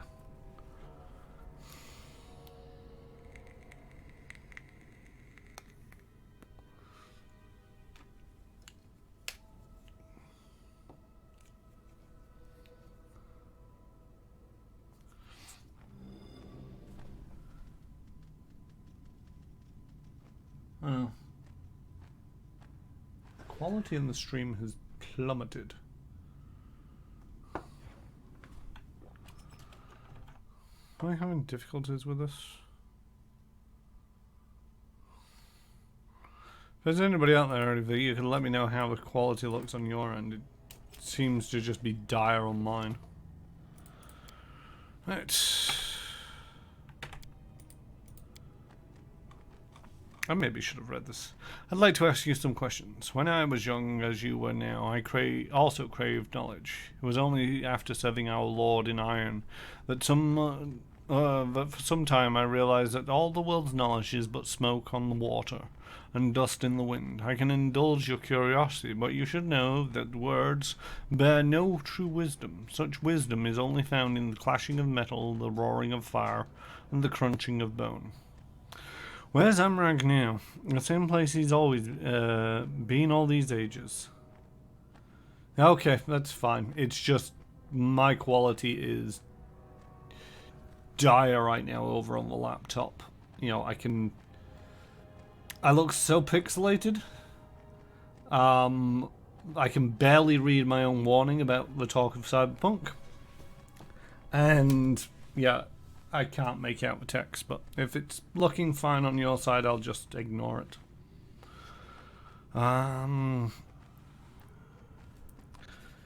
The same place he's always been all these ages, in his burial chamber, inside the sacred sword in which Gorum placed his soul. Or were you asking after the bald boy who dared take the chieftain's name? That one proved his worth in an honest fight, so I let him enter. I know not what is happening to him after taking the sword, but he never came back. I hear the echo of tragedy. Whatever happened to Amrag, his meeting with the spirit of an ancient Amrag might bring woe. But for whom? Him or us? Tell me more about this ancient Amrag.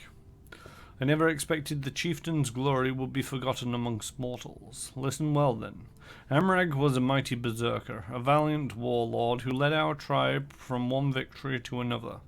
Undefeated, he grew too proud and began bragging that even death herself was unable to lay him low. His words offended Pharasma, so she sent her servants against him. Gorum wouldn't accept that, and chose to challenge the goddess of death.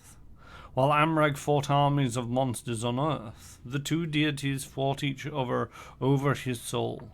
And though Amrag's wounds were too horrible for him to survive, Gorum wouldn't let Pharasma take him. Instead, he placed Amrag's soul in his sacred sword, Overnirbane, the very sword that's held in this tomb. Oh, I remember now. In the academy, we used to study a song about Amrag. Thought it wasn't so much about his prowess in battle as his prowess in bed, according to the song. Pharasma was mad at him because he, well, it's all lies, of course. I mean, probably. Who are you? I am Zorak, the cleric of Gorum and advisor to the great chieftain Amrag. I stayed with him as he ascended to his glory. I saw every step on his path. I fought beside him in each of his battles. When I was slain beside him on the bloody field in the final battle, Gorum made me Amrag's guardian. My god ordered me to build this tomb and keep my chieftain's peace until the day when a mighty warrior would arrive, one worthy to wield the sacred sword that holds Amrag's soul. Few people have entered this tomb over the centuries, and none have exited. And that boy was the first who managed to pass me. Do you think you can be the second? Thank you for your answers. Let me tell you of my deeds. They'll make my worthy clear. I am ready. Listen well. First I did this, and then I did this, and then I did this, and then I did this, and then I did this, and I failed to intimidate him this time, so now I've got to murder him. Ow. I was not prepared for murdering him.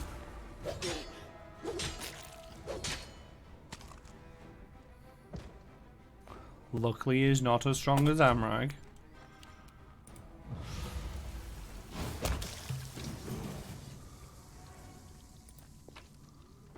Oh well, got his boots.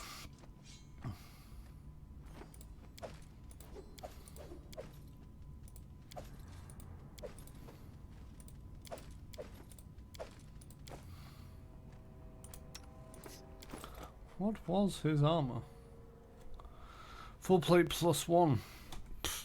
It's nothing special. And his boots aren't actually a thing.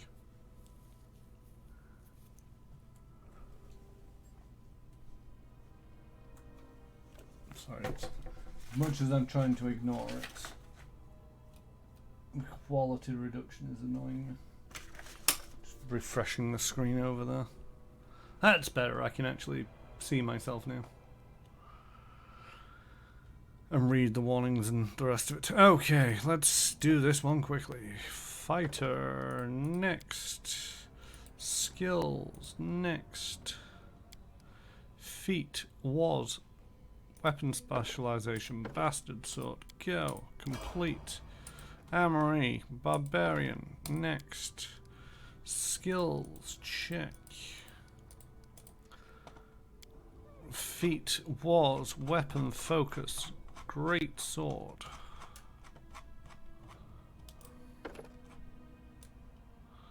EFG, sword, there we go. I am a rogue, I get skills.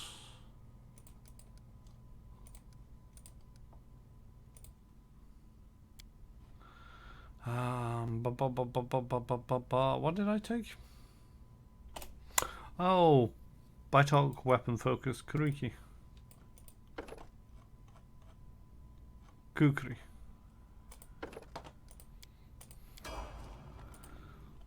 Lindsay, the bard, got skills. Mad skills. And took proof critical light crossbow. Oh no, spells. Third level spell was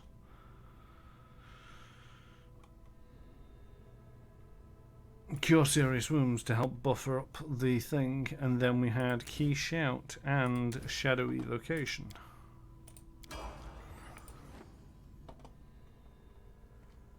Arcane trickster.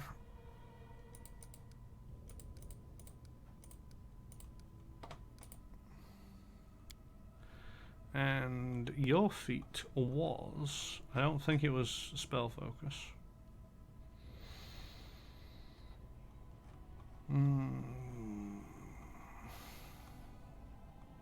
Heightened, heightened spell, that was it.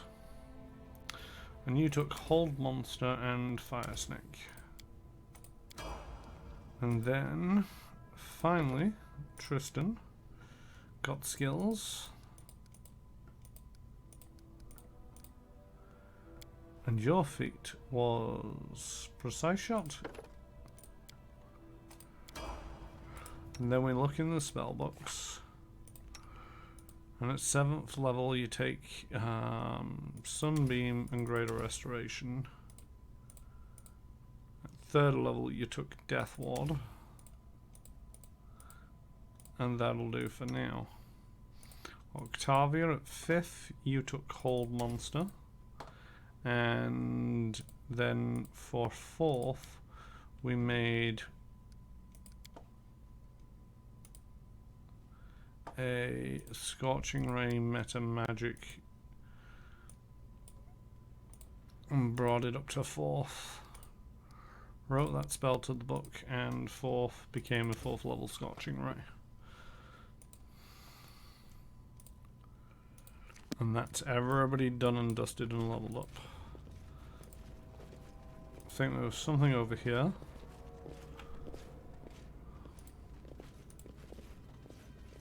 Which we didn't find this time. Tiny bit annoying. Let's try and surprise it. Nope, can't surprise it. Alright. We're going to save it. Because if we all die again, I'm going to be rather annoyed.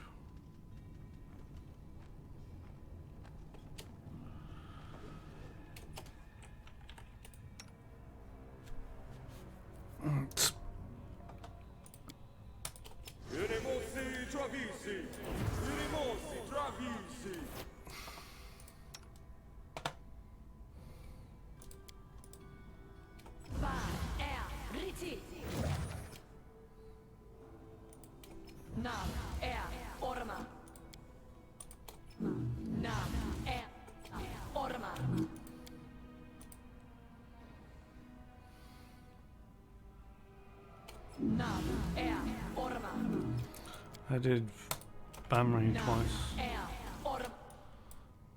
Wait, no, there's one last thing.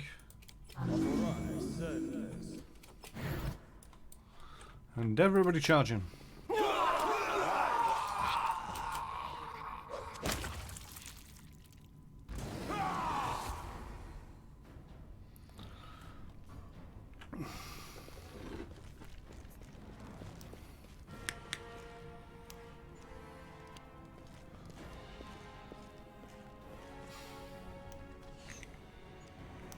No, it's not the fun to make people watch, but I find reorganising the hotbars every few levels helps me spot plays and remember what resources I have.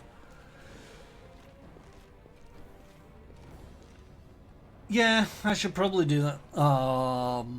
But it's one of them where it's like I'm just very not organised. Right.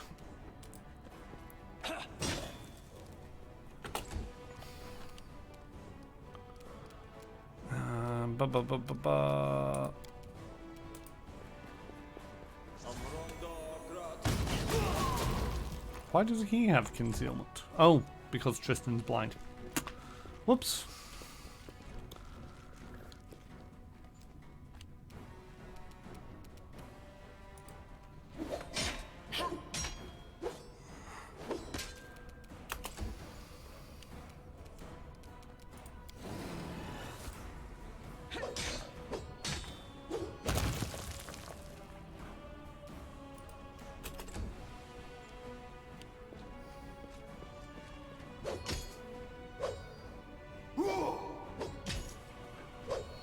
Slightly increase the survivability.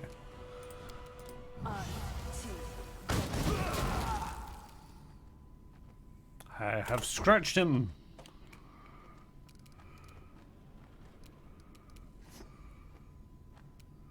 Dominate was useless.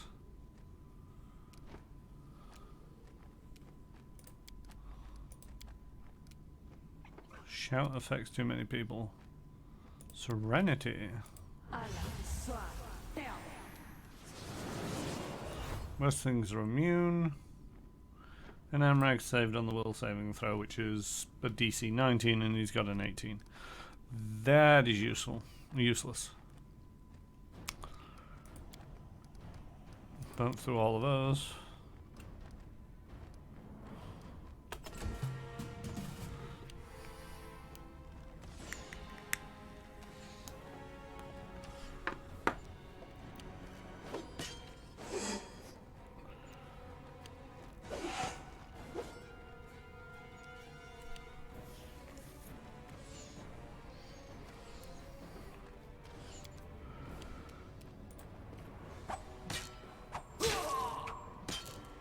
Lindsay isn't singing a song. Lindsay should be singing a song.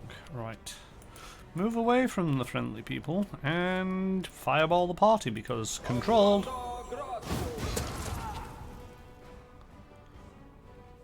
Probably shouldn't be so reckless with that. Right, Valerie, can you start sorting through some of these guys?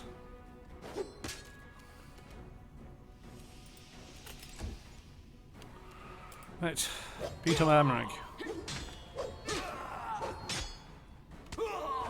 We're doing it, folks. We're doing it. Oof. Come on. This won't kill me.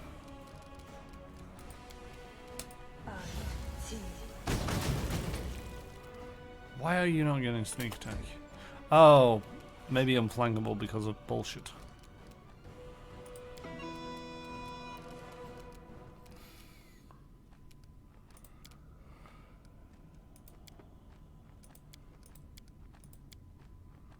It's that level that I grabbed the heals. Yes.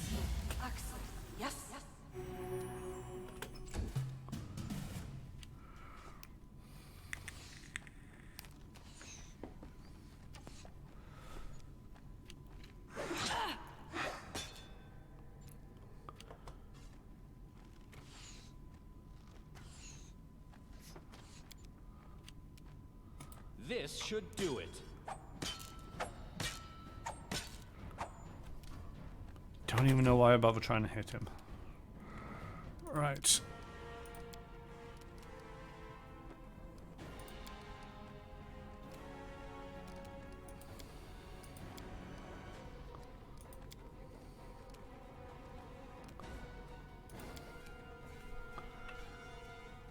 I should probably actually heal Amory. Is this the biggest ones? Yep. Quadrivium Turinos.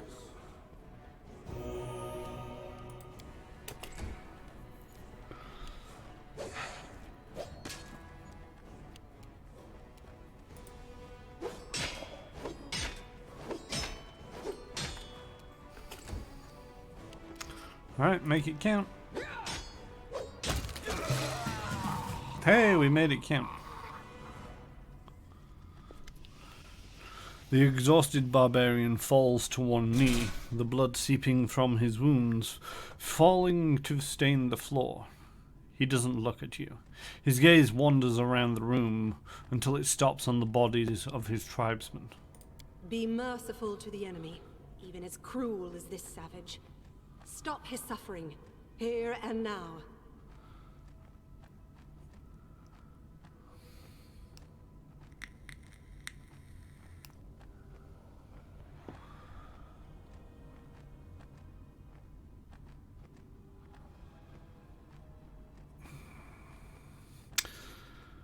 This is the end. You raise your hand and deal the final blow. That's it. Valerie sighs and her shoulders relax. The chieftain of the Tiger Lords silently falls to the floor beside the bodies of his tribesmen, joining the corpses of those he'd slain.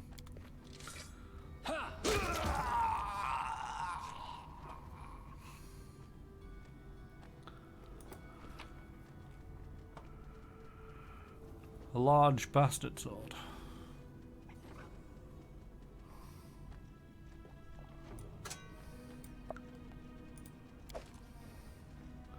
Medium armor. Physical might +4. Sky metal cogwheel.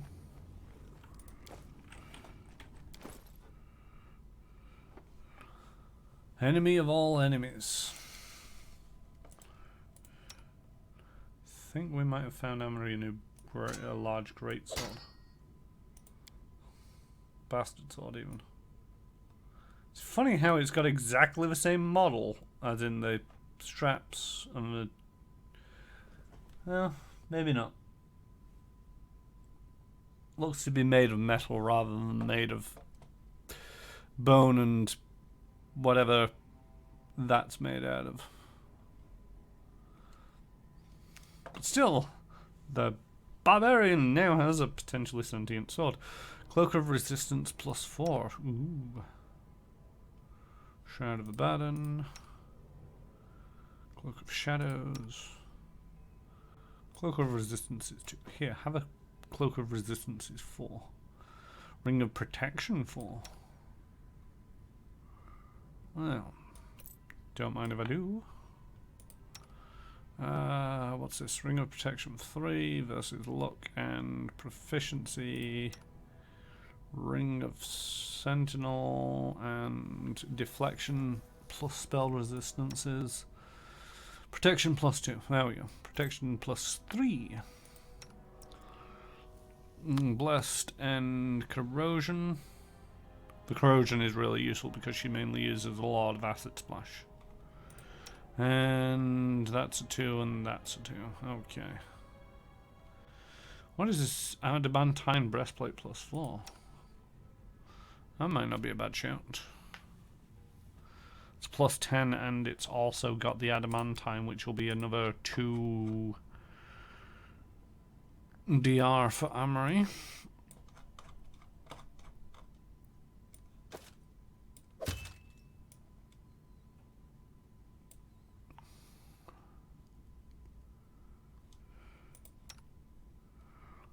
Cloak of resistance 3.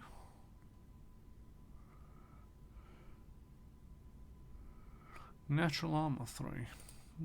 What are you wearing? Oh, natural armor 3. Speed, which is fine. Natural armor plus 3 rather than 1. There we go. AC of 29, that's not too bad. Against a 43 of.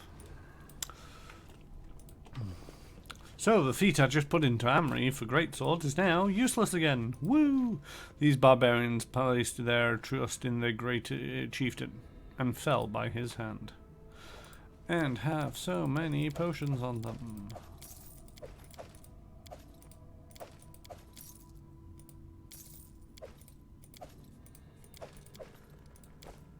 I missed a ring.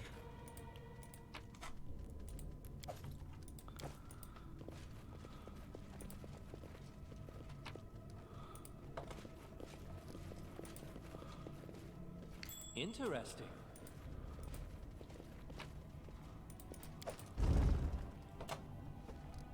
All according to plan. Really? Couldn't just let me have this?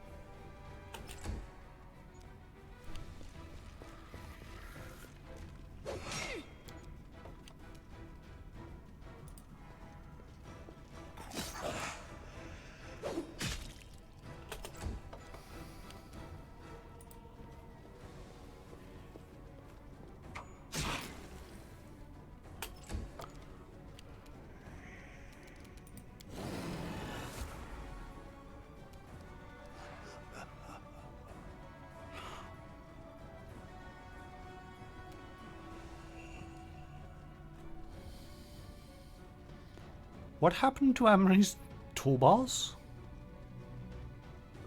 Beast-shaped tube, elemental body, enlarged person mass, reduced person mass, stone skin, beast-shaped, dispel magic, haste, slow, bear's endurance, bull's strength, cat's grace, effortless armor, web, enlarged person, expeditious retreat, shield, reduced person, and stone fist. I think that sword has got a little explaining to do. And this bleeding thing is going to get a move. Oh no. Yay! We killed it.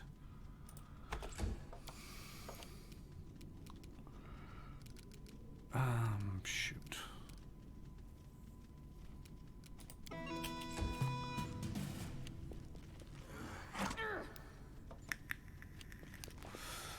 Could you not kill Amory? That'd be much appreciated.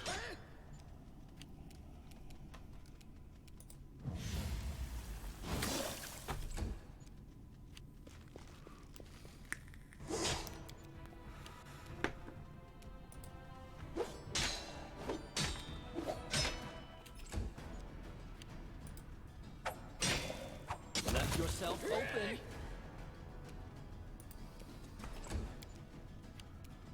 They go down!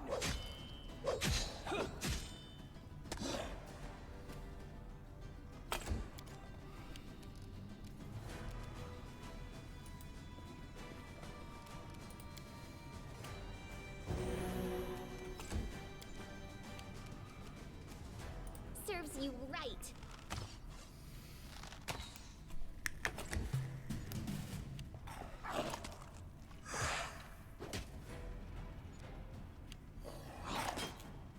I'm all right.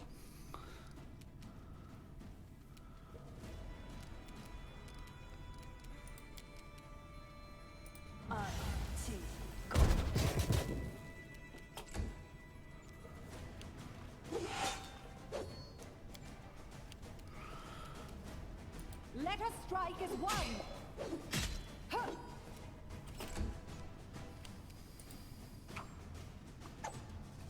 Okay, this isn't going to save Amory's life. Come on. Oops.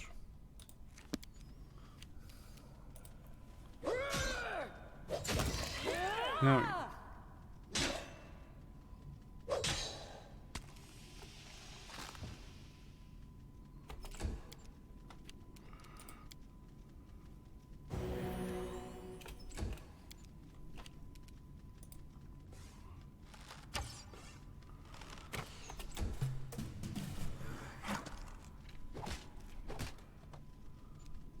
Huh.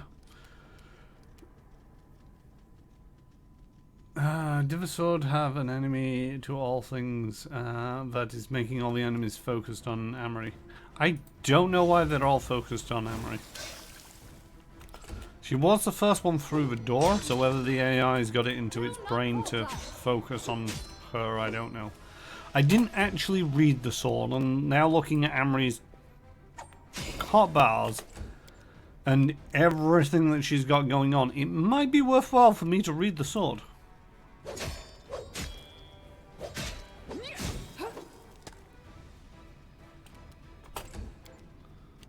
Repent.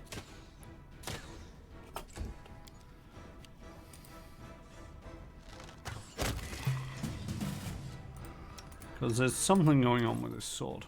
I think it's a sword.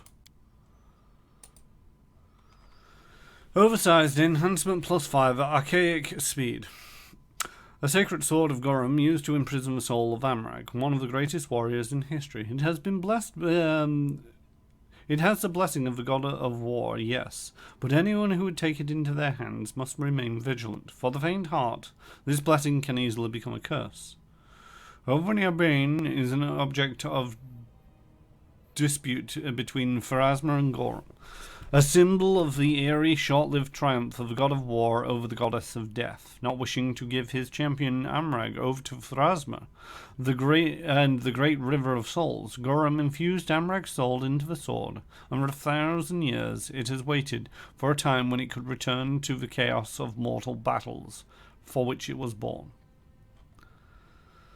The soul within Omniver's being can manipulate reality around the wielder, allowing them to cast a small assortment of spells of abjuration and transmutation schools.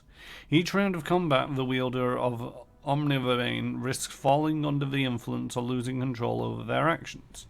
Each round, the wielder must succeed at a will saving throw DC 23 or begin attacking the closest target. What is your will save? I need to maybe not use this much.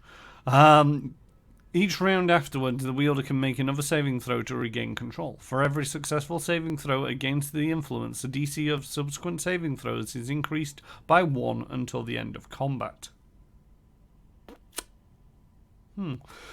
Oversized, exceptionally large, and deals more damage, but attack penalties suffer a -2 to attack rolls. Enhancement +5. Archaic. An archaic weapon is fused with the power of chaos. Oh, not archaic. Anarchy. It's kind of anarchy. Anarchic. There we go. Anarchic. The weapon is chaotically aligned and thus bypasses corresponding damage reduction and deals 2d6 against points of damage against creatures of lawful alignment. When making a full attack, the wielder of a speed weapon may make one extra attack with it. The attack uses the wielder's full base attack bonus plus any modifiers appropriate to the situation. This benefit is not cumulative with similar effects, such as the haste spell. So no, it doesn't give them everyone target me, but it was Amory who opened the door and first went in there. Also, that is a terribly dangerous weapon in her hands. DC 23 on saving throws? Got that from the sword's name. Enemy of all enemies. Or of Urbane. Maybe you know more than me, I don't know if that's... Right, okay, where's that ridiculously strong resistance. It was you. So, okay. Let's just put this on Amory. And see the will saves go up to a 14. That's slightly more comfortable. I'd like to give the will saves up to a 22 or thereabouts. What do we have to increase will saving throws? Or saving throws?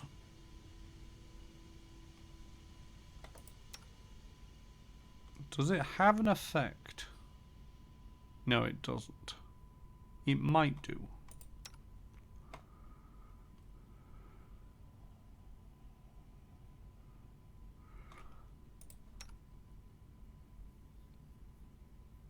Resistance bonus to all saving throws. What is a cloak? The cloak is a resistance bonus. Okay.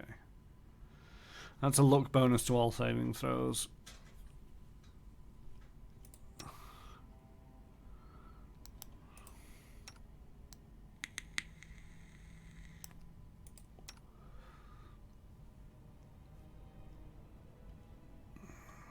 I don't think I've got anything else that will increase the will saving throws apart from bumping up the wisdom, which is it's inspired wisdom, which will break it and take it up to a 14. I'm pretty sure I've seen inspired wisdom plus 4, which would take it up to a 16.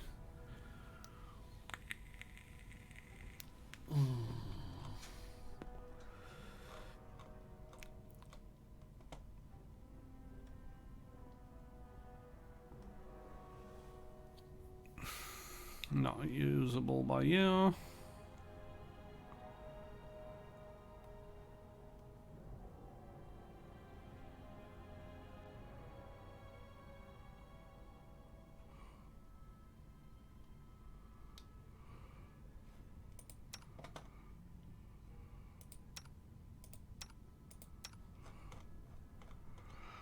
Here, have a cloak back. I think that's the best I can get her will saves at the moment. Which is not great. Seeing as though it's a 23 and a 15. Difference between 15 and 23 is math 5, 8. So it's not too bad, but it does increase by 1 for every round after.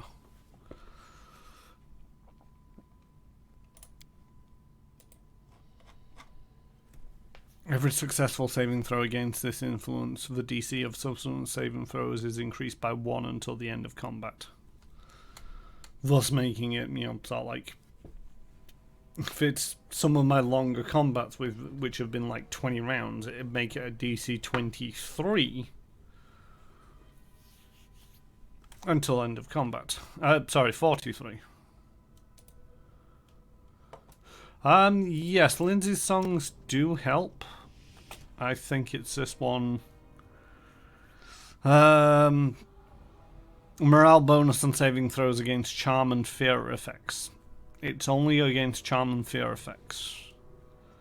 Competence on all skill checks. What other songs do you have? Fascinate is for the enemy. Dirge of Doom will be for the enemy, making them shaken. Inspire Greatness, granting inspire creatures with greatness gain 2 additional hit die, and the consummated commensurate number of temp hit points. Plus 2 competence on attack rolls and plus 1 competence on fortitude saves.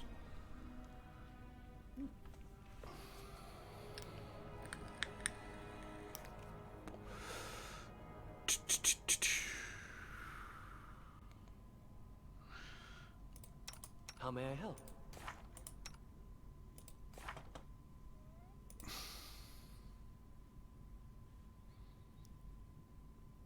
See, there might be something.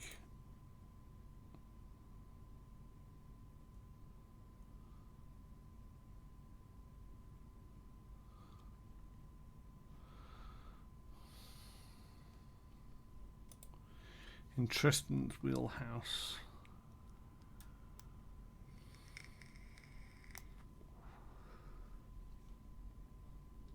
You know, for example, Bless is on saving throws against fear. His Blessing of the Faithful. Is that a Blessing of the Faithful long? As a standard action, the Echo Surge can bless one ally within close range. Ally gets a +2 sacred bonus on attack rolls, skill checks, ability checks, saving throws. So that bump Hammery up to an 18.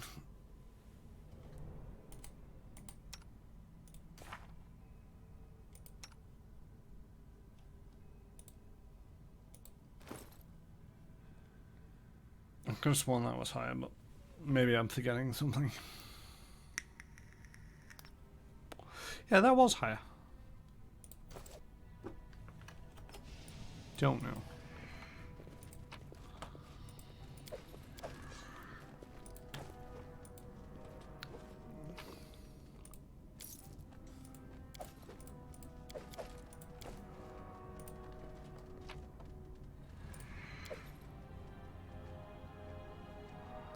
Heavy shield +4.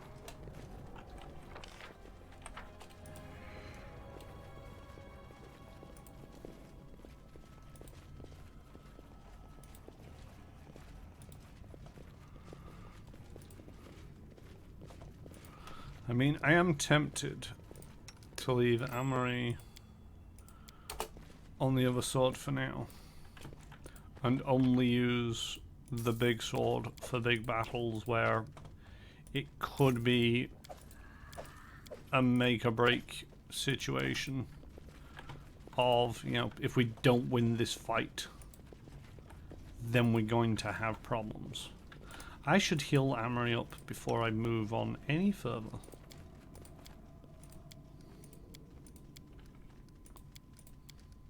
Madritium Turinos.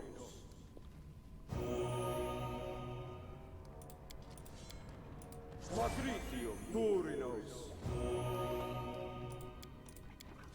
Madritium Turinos. There we go, that's reasonable.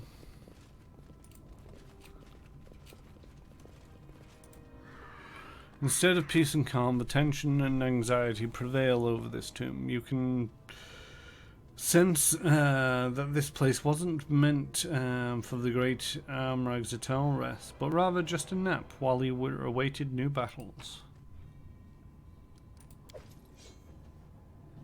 In due time.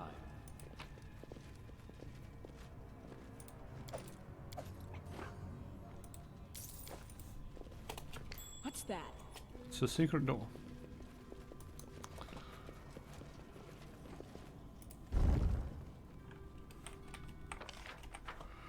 Which leads into the terrible, terrible room.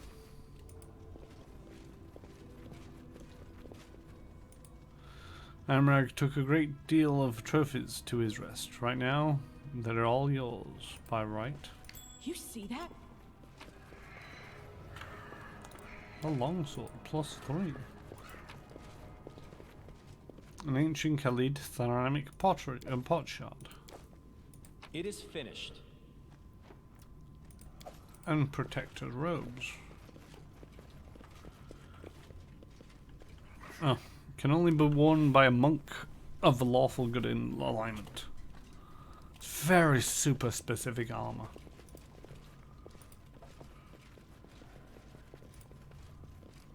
That is not far.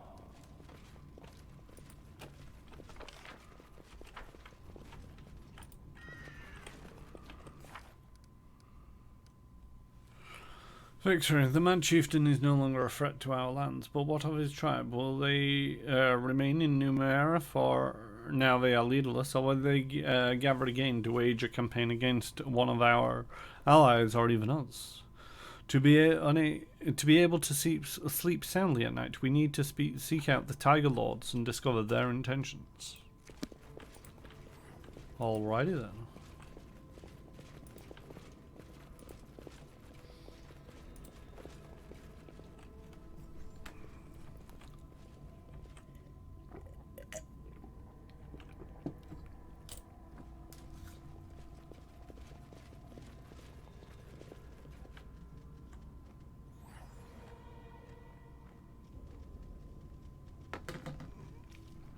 As it should be.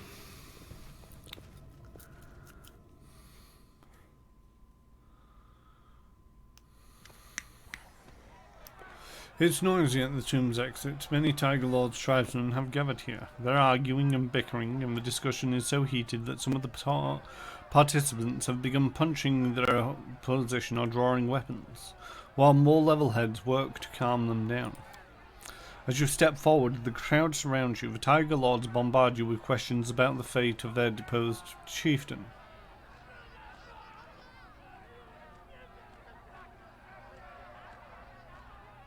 Amrag didn't lie to you. The ancient chieftain spirit really did live in his body. Still, he fell by my hand. Amrag was a madman and a kinslayer. He led your tribe to its destruction, but I defeated him and his witches. Amrag was a pathetic madman. He died in this tomb, unable to pass the trials. Amrag was a coward and a piece of scum, unworthy of his name. He fled the battlefield, hid underground, and died like a filthy rat, grovelling at my feet. Amrag was a madman and a kingslayer. He led your tribe to its destruction, but I defeated him and his witches. Your words spur a new wave of controversy. Some barbarians cheer, others angrily defend their hero. Dugarth's apprentice pushes his way through the crowd of arguing barbarians.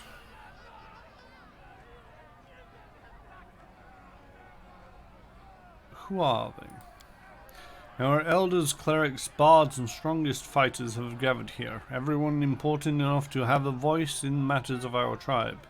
As you can hear, they're more than happy to continue using those voices. With the fate of our tribe at stake, I can only pray to that Great Gorum holds his hand and allows us to resolve it without bloodshed. What's going on here? A tribal council of sorts. Once word spread of the location of Amrag's tomb, elders and other influential tribesmen hurried to come here. Amrag's actions have split the tribe in two. Some call him a hero. Others consider him a criminal. Amrag's death failed to mend the wounds his life inflicted on the tribe. Quite the contrary, in fact. Chaos and a rift. How else could this story end? Amrag may not have been the best chief, but in trying to overthrow him, you only kindled the flames of a feud. Those who cursed Amrag for sending his tribesmen to senseless deaths also won't tolerate those who praise him as a great chieftain. It seems like Tiger Lord affairs. What help would I be? Your army forced us to retreat. You defeated our chieftain in an honest fight. What's more, you've achieved what no one could before you. You delved into Amrag's tomb and proved yourself worthy to enter his resting chamber. And if that weren't enough, the land where the tomb is located is yours.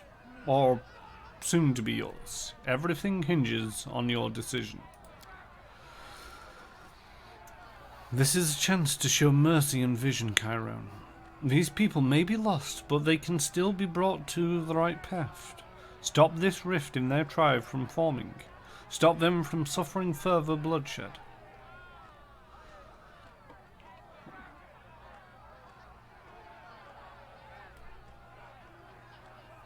All right, I'll take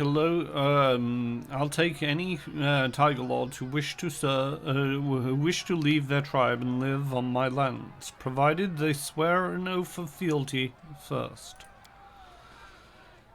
This is the first time there is no yelling, no bickering. After a short, intense debate, one of the elders addresses you. We gracefully accept your offer. With your permission, we'll settle here, keeping the peace of Amrag's tomb as well as the peace of your borders. There is one more issue we must discuss. Who will lead the Numerian's Tiger Lords? While it may no longer be your concern, those who make their home in your lands will need a leader. And this person will need to be respected by the tribe, but also hold your trust. If you nominate an appropriate candidate, we'll heed your decision. Why can I not nominate Amory?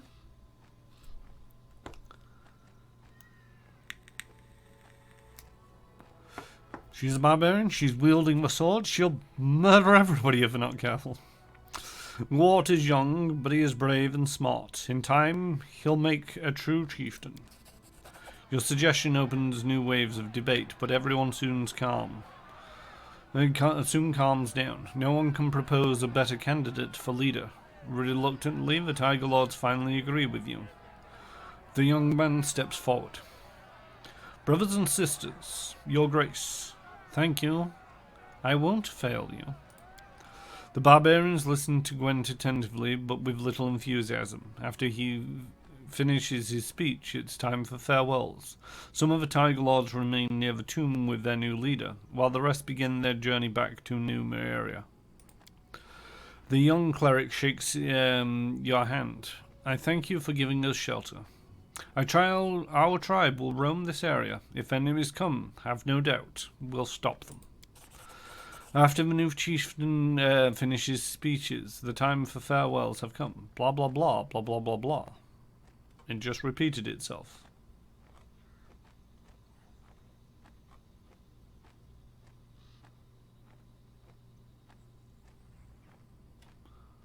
Some barbarians exchange hugs and shake hands with tribesmen,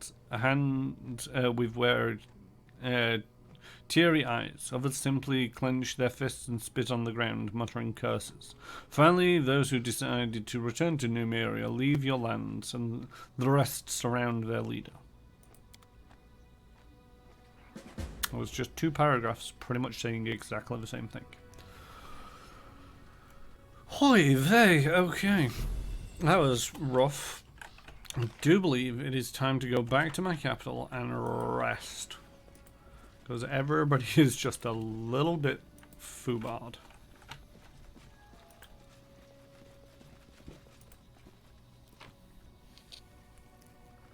No, we're just leaving.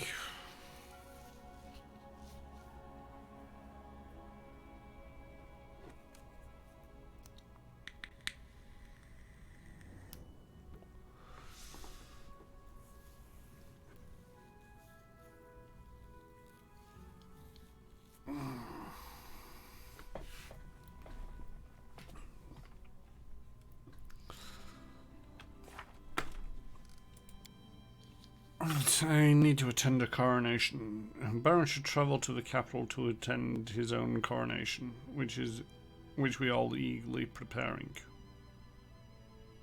Is that my capital or the capital? Why do I have a feeling that I'm not just going to be able to get home and just go to bed? It's going to be like, yay, you're now part of a ceremony. Yeah, attend the coronation. Can't we run off and hide somewhere else?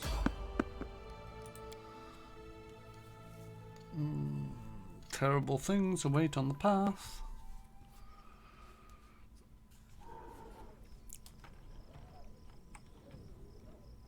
Alright, we are going to walk away. And away we go. It counts and I don't care. 83 of 100.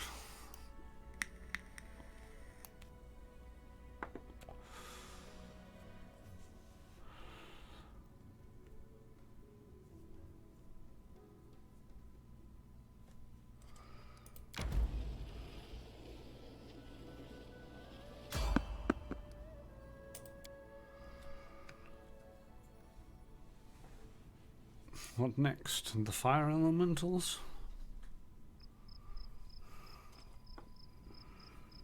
Oh, I can take these guys out.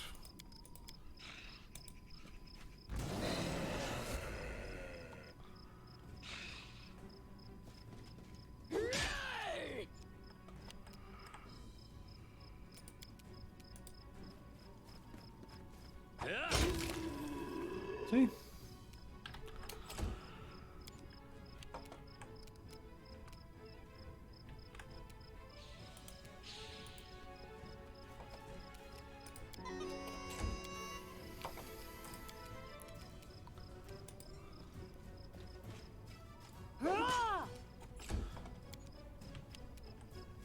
Consider me provoked.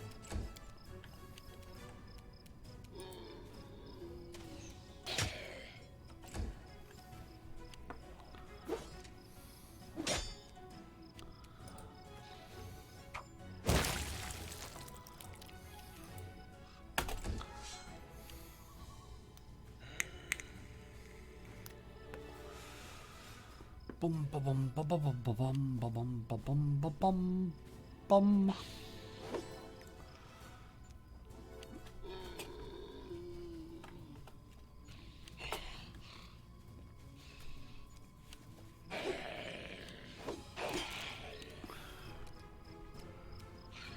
You deserved it.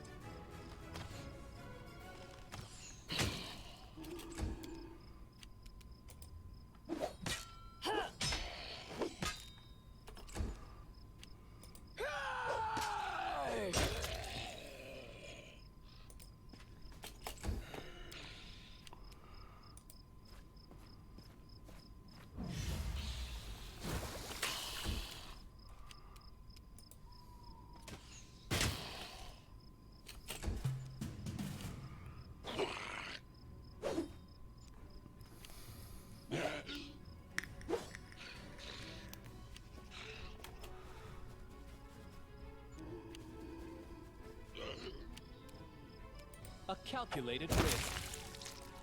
And then they exploded.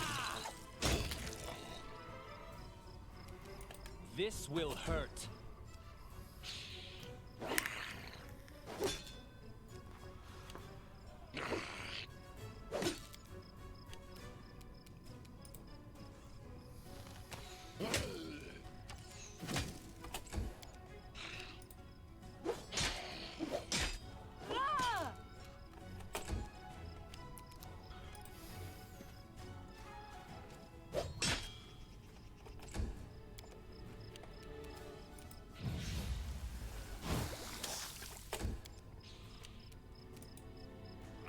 Do do do do do do.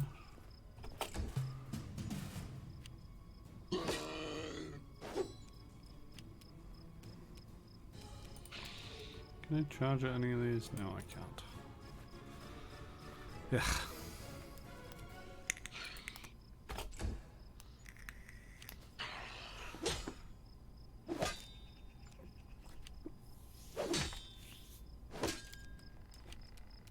Any last wishes?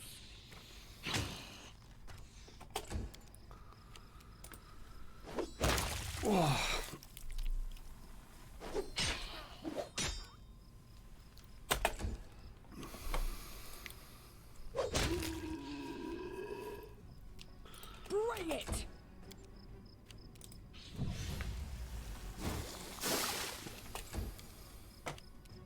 You forced my hand. Let's have a quick look. Nope, nothing of interest. Go!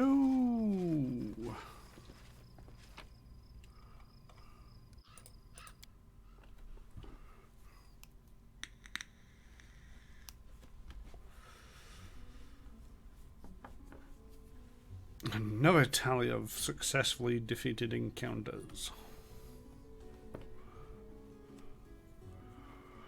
At some point I am going to have to start trying to take on the elementals again. Ooh.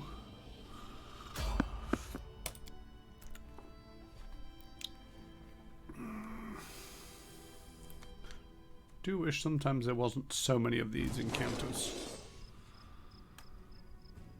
Oh, this doesn't look good. Yeah, they're just manticores. Ferocious ones, but just manticores.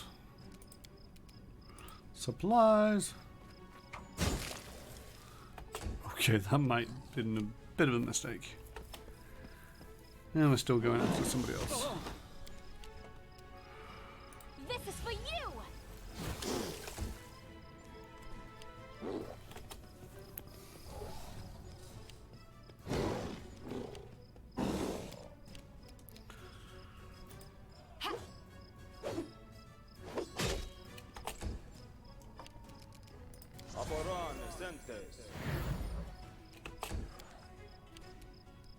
I'm out of haste spells. Yay.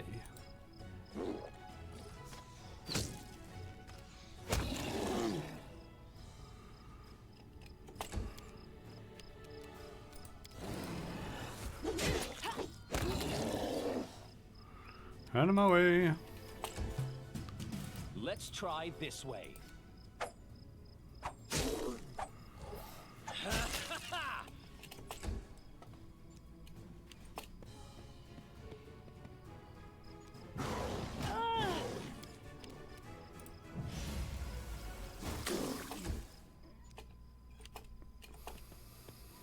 More manticores.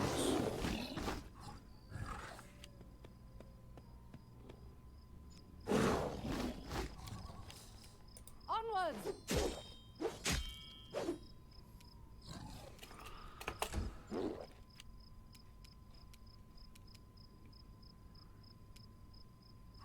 I'll try to make this swift.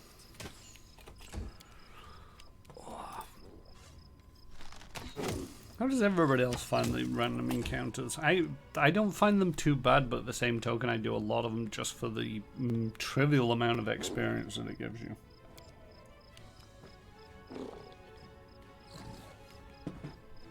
Tear them apart! You know, in some respects I'd be much happier if they actually, you know, if you didn't have the random encounters, they just bumped up the experience of some of the other encounters to compensate for the lack of random ones. I'm also curious to know is if you avoid the random encounters continually, will that set you back in XP wise because you're not taking care of them? I don't have hold monster yet. What do I have? We've got an acid splash, why not?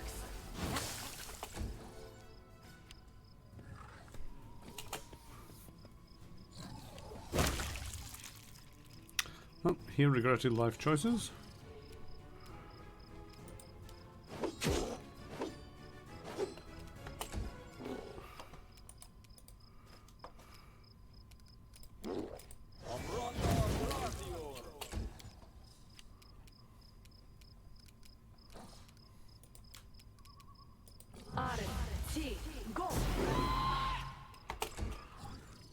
Everything's making its saving throws. Hooray!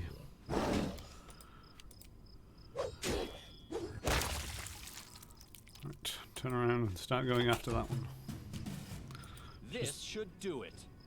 Start coming down this way and murder that one on your way past.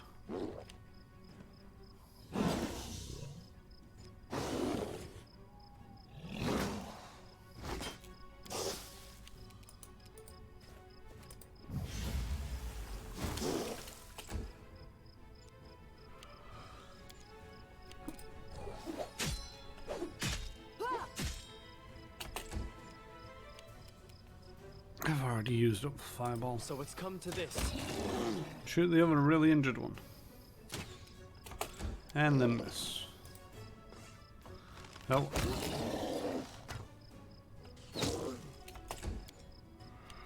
They go down! And finish him. Calculated risk. Oh. Skin them. Loot everything. And go.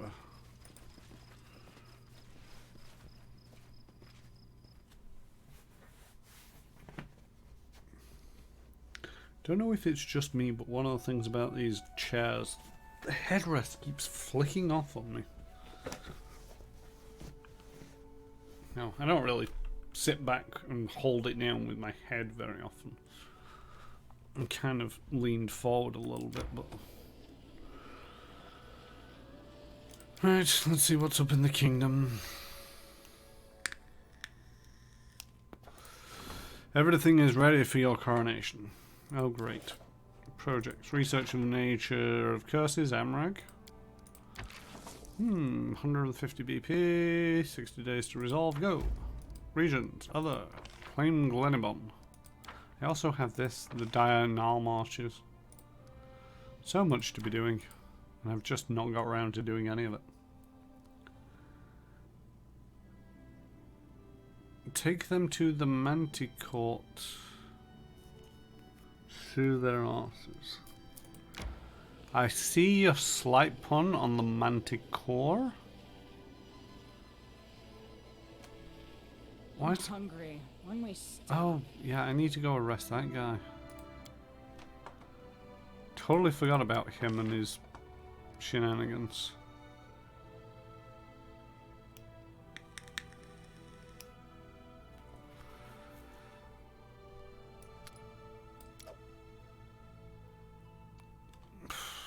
Absolutely, just leave it that way. go. Everyone says brains aren't important for a lass. And they're right. A woman needs a bicep, that's what.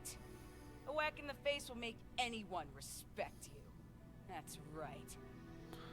I mean, that's an opinion. And to a certain degree, it's a fair opinion. You know, it's one of them where it's like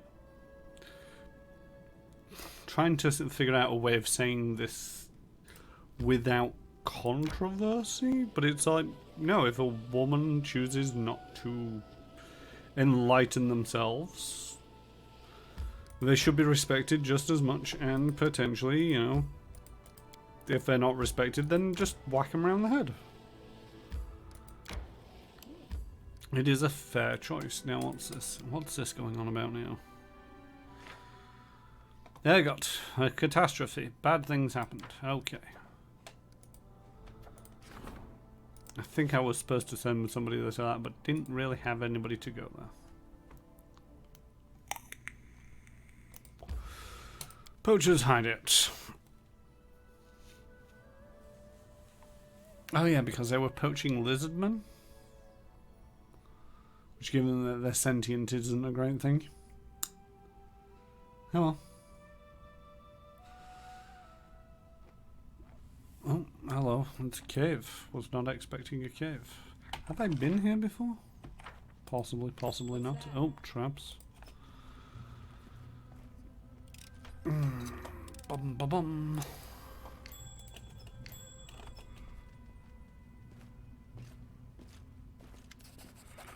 Mullen looks at you apprehensively, but his voice sounds confident. Greetings, Your Grace. I conceive that my humble efforts to escape your observant royal gaze have seemed to be miserably failed. Well, that'll be all right. It remains for me to make you an offer that you'll find hard to resist. What are you suggesting?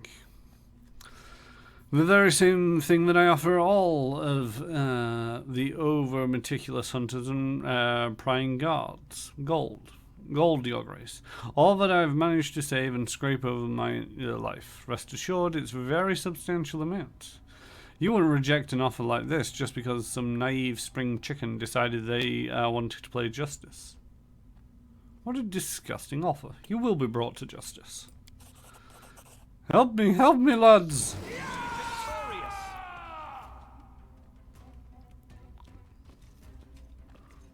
So annoying that they don't set off their own traps.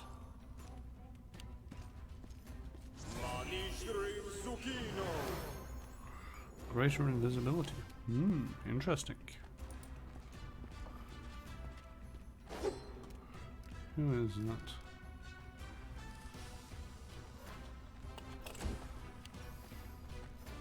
that? Ha, you missed.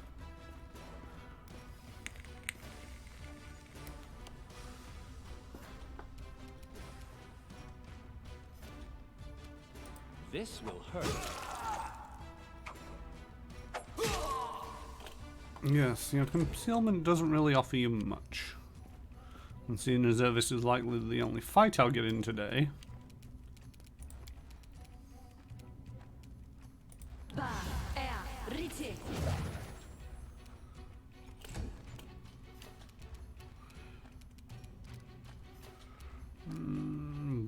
Bum.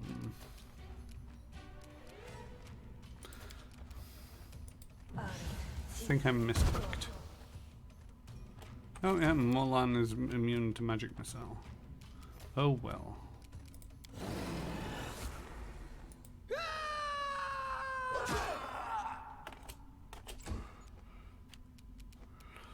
And why not a controlled fireball in the middle there? Ta-da! And they've all made the race like saving throws.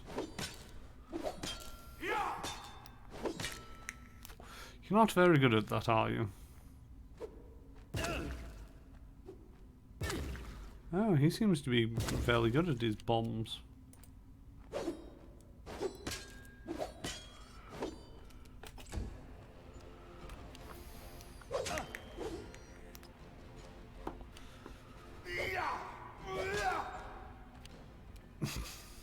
I'm glad they don't set them off. I want the XP for disarming them. I mean, it's a fair shout, I suppose. I think Lindsay's going to give us a song. Let's see if we can't increase our chances to hit. And maybe shoot this guy in the face a little.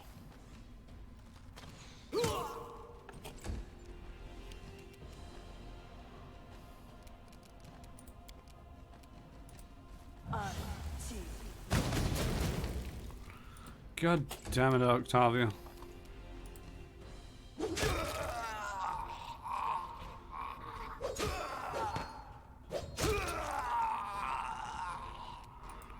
I do like Amory when she's got a sword.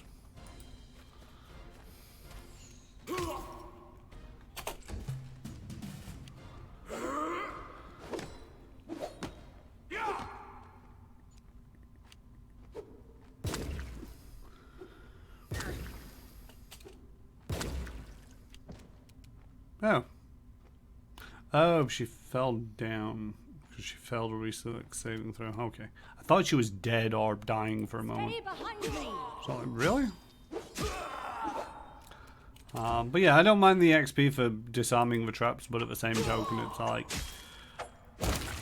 I feel that it's such a trivial amount of XP that it'd just be hilarious watching them set off their own traps rather than me having to take care of the traps. But yeah, taking care of the traps does give me the XPs, I suppose. It's a bit close to everybody else, isn't it? Hey, you actually hit somebody. Stand up. And hit that guy.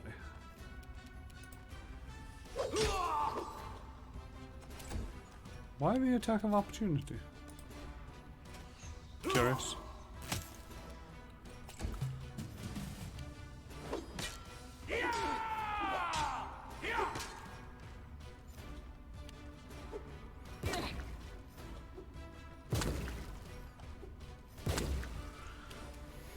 Let us strike as one.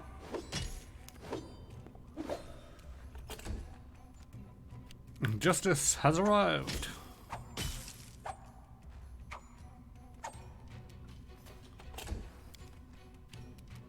This is where I step in.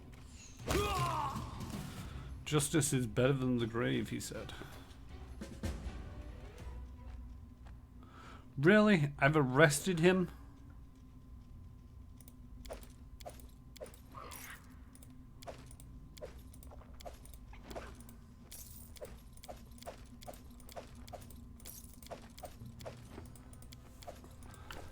It's a little bit frustrating.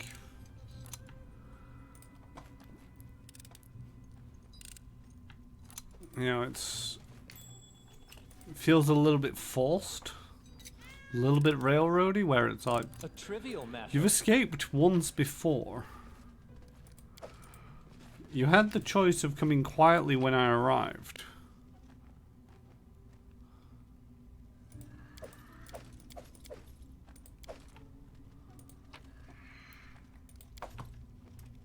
You chose to ignore all of those other options you had. Resting would be nice, don't you think? And yet now, when you scream mercy while I'm trying to murder you, I granted you. Why should I give you any more mercy?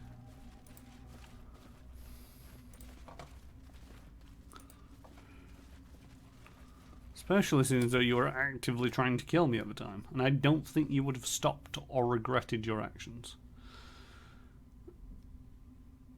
Are the force bombs meant to knock you into the traps? I don't actually know.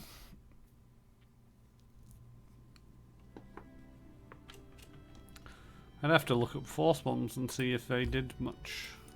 I really don't want to get coronated right now.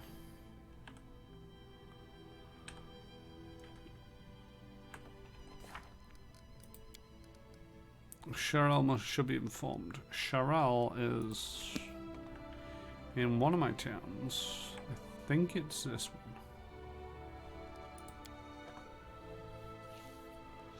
one. But yeah, it wouldn't surprise me if the force bombs were meant to knock you around, but I don't think I've seen many. Yeah, that's the right one. effects in this where you get forcefully moved around. Shoot. Let's take you off camp camouflage because you can get food. A hunter should be given, yeah, camouflage to the camp. Sure, why not? Valerie, what weapon do you like best? Whichever one I'm holding. I've been trained to fight using any blade. Spears, axes, bludgeons, and poleaxes, as well as with no weapon at all.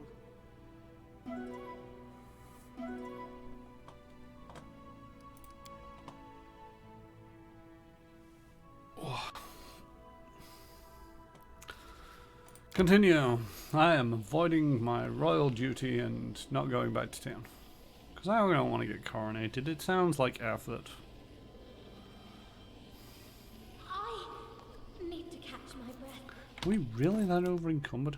Jesus, we are.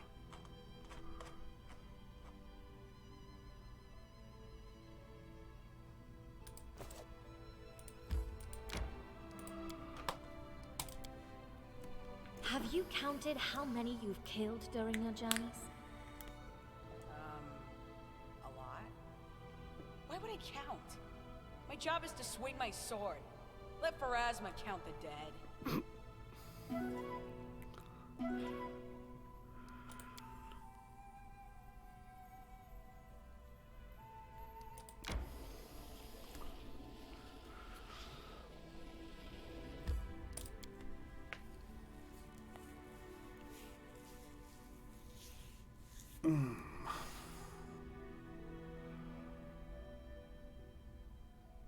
Resting in the village saves time hunting. I mean, at the moment, I'm not actually hunting. I'm using my special ability to procure rations. Chemo priest. Where's Blue Blazes, is he? There he is. The half-elf is whistling carelessly. He gives you a graceful bow as he sees you. It's good to see you. How can I help? Morhalan is under arrest. He's patching quilts in the prison cell right about now. Oh, I hope he finds enough light in his soul that he can someday see the graveness of his crimes. You can't slaughter intelligent beings as if they were beasts and make clothes of their skin. Charles stays silent for a few seconds and then shakes his head. Even now it's over, it's hard to believe that this evil act really took place. Thank you. I could never have brought Marlon's crimes to light without your support. Now that he's in jail, I might return to the capital. But you know what? I've quite gotten used to the air out here, and I have wonderful neighbours. Fate has brought me here, so be it. I'm staying. Especially since I've begun making sketches for a unique piece. Another relocation would only delay its creation. I'd like to know more about you. The young Sharel looks embarrassed. He fixes his hair, trying to hide the blush in his cheeks. What would you like to know? You blush all of the time? Me? Oh yes, indeed. Cheryl turns purple and laughs. I beg your pardon, Your Grace. I'm not used to chatting to the ruler of the barony himself.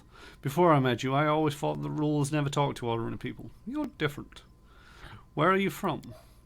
I come from Igras. Igrages.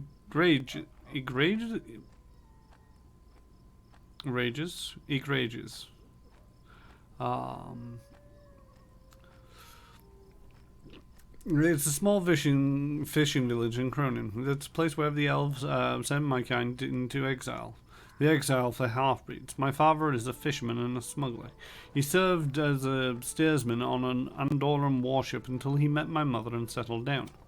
My mother's a net weaver. There's an art to weaving a fishing net, and my mother's simply the best at it. She taught me how to tie knots and weave patterns. How did you become a tailor? I started when I entered the Egress Academy. there wasn't much. I wasn't much into archaeology, but you don't know how many options. But you don't have many options at New Greg. It's just either the academy or fishing business.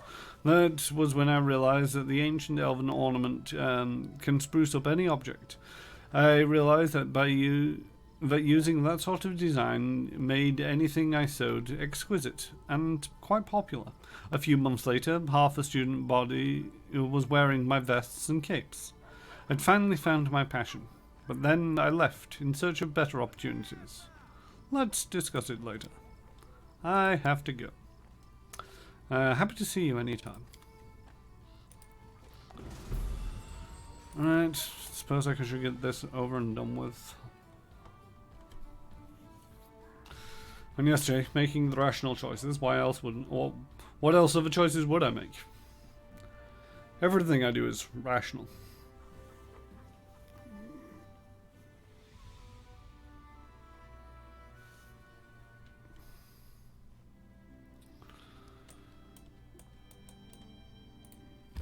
Off to Loachingdale.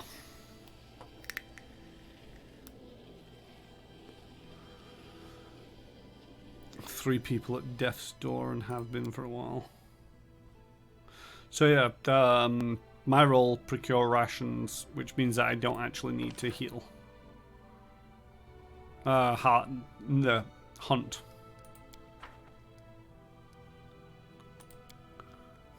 You are strange, Tristian.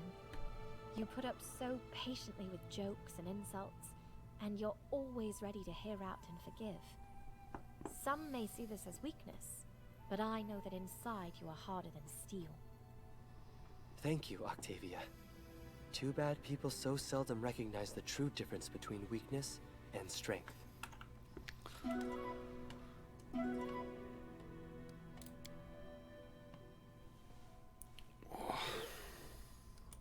Continue. How many days to go?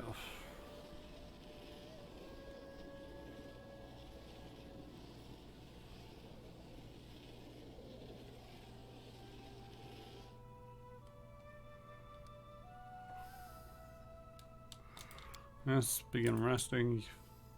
I'm glad you are with us. You are like a ray of sunshine. You make even sad days more joyful. Oh, enough! I'm lucky to have you. If it weren't for you, I'd still be in the Technic League's chains. Was Tristan there for that?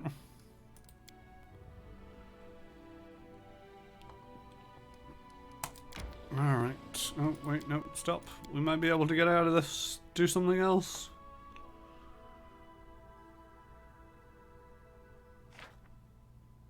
Oh, the Master of Pain has failed.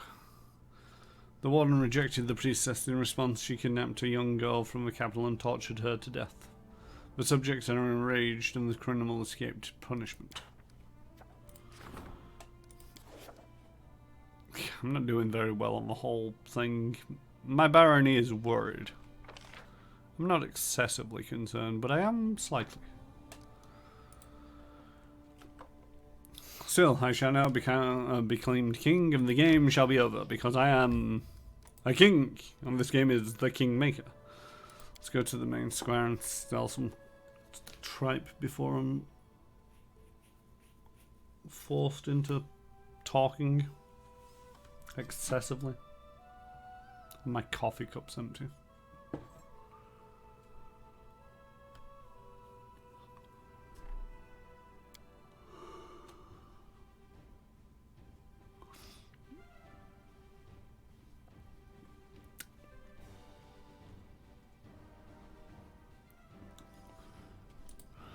Doop-de-doo.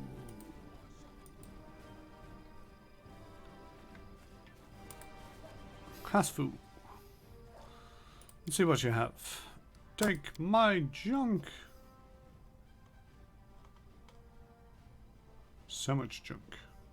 So much other not junk.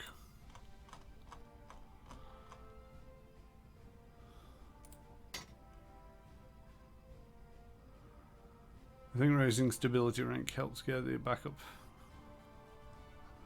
Yeah. It's one of them where it's all like at some point, is it worth getting your city happier before being crowned? I mean, I don't know. I've heard some things about the whole stability, and if you're not careful, the kingdom can basically just, you know, you get to a certain point and it's game over. The thing is, the longer you leave certain things,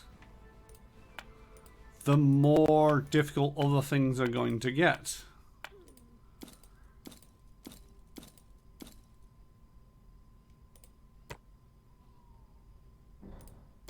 So by that same token, you know, right, deal. Where's all this weight coming from? I think some of this weight is coming from these things.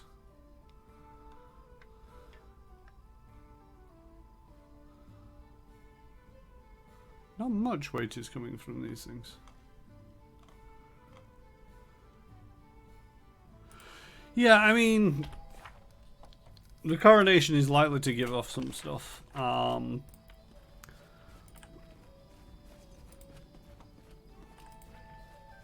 But the main thing is, if I'm going to be doing, you know, because at the moment I've got this, which will happen in 55 days. Doesn't say anything about the coronation needing to be done by a certain time. Upgrade another village to a town, annexation, add 8 regions. I don't know where I'm up to. I think it might be 6. Increase barony rank. Ancient curse, 55 days. Affairs of the heart and 3 wishes. I have no idea where to progress those.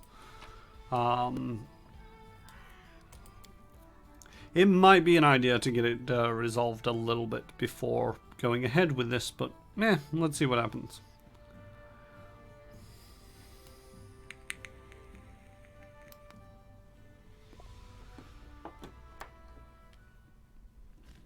Your Grace, I just realized that I won't be calling you that much longer.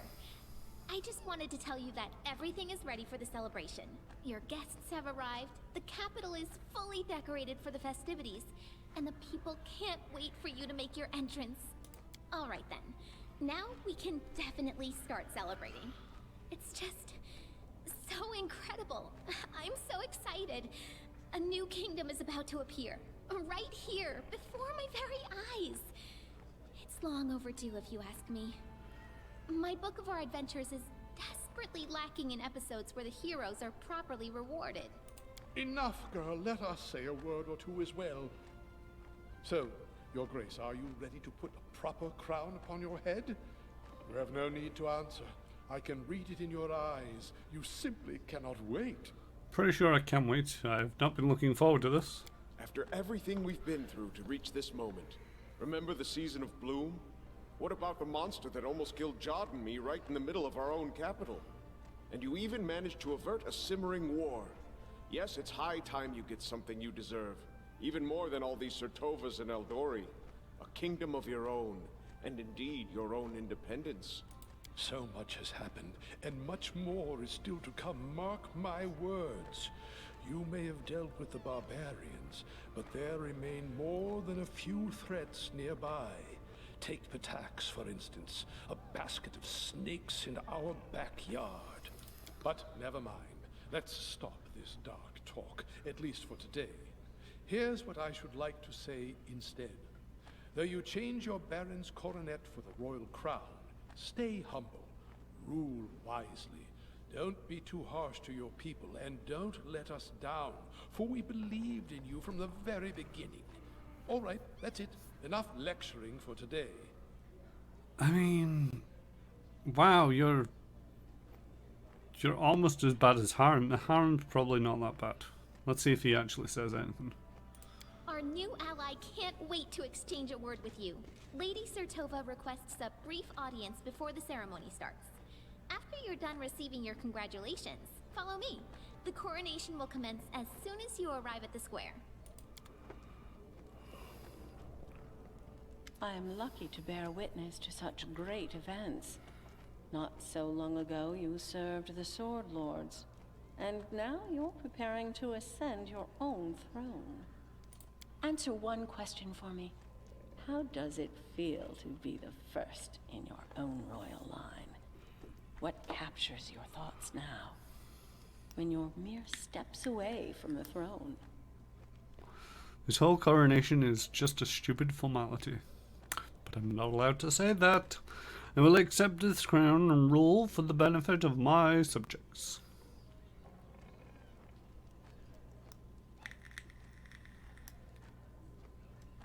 I never expected you'd answer anything else.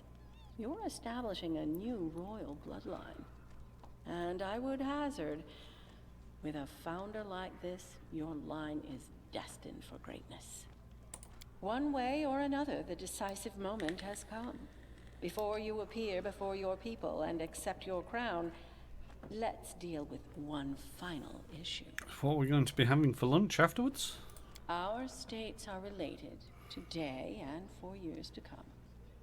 I support your ascent to the throne, but you must understand that this imposes upon you some obligations as well. Think carefully before you answer. Your words will define how close our states become in the future. I wish to unite our powers and make our enemies tremble at the very mention of our names. Together we will make our nation the greatest allies of Avestan. Or our alliance is just a formality, fixed on a piece of paper. Let us not bother each other and mind our own businesses. I mean, having an ally is great, but at the same token, this Saratova person seems a little bit... Saratova is the current ruling family of Brevoy, one of the oldest Brevic noble families and the most influential. Their original holdings are the environs of Port Ice in the northern east are on the shores of Lake of Mists and Vales. The Saratovas are known as careful and cunning diplomats. Before Coral the Conqueror invaded, the Saratovas were known as pirates and raiders, and the family still has many connections with the pirates and brigands of the region, many of whom are distant relations to the Saratova clan. Their family motto is "Ours is the right." I don't think I want to ally with a family like that. As much as I would love an ally, I don't think it's a wise decision.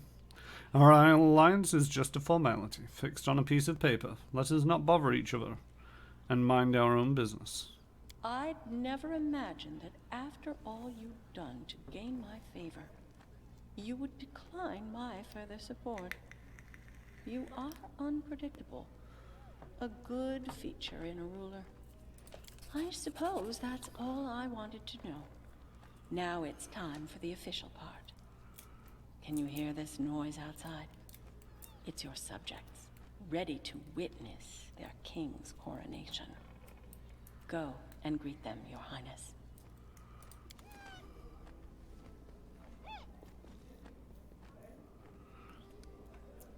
And now we're going to call the stream to an end. Haha! You'll all have to come back on Thursday for the crowning, the coronation, the accumulation of everything that I've worked towards to become king. We're a little over my usual finishing point. If there's anyone new here, don't forget to drop a follow. I stream Mondays, Tuesdays, Thursdays, and Fridays. The peasants are already asking for a revolution. No. Bad J-Station. The monarchy will fall. I stream Cyberpunk 2077 on Mondays, Pathfinder Kingmaker Tuesdays, Thursdays, and currently Hitman 3 on the Fridays. So yeah, if you drop us a follow, you'll get notified when I go live. The Cyberpunk, I think we established by somebody else who's already played it, says that I'm about 40% of the way through. So that's going to take a while. God knows where I'm up percentage-wise in Pathfinder Kingmaker. Lindsay's going to do an tell-all interview on Nopra.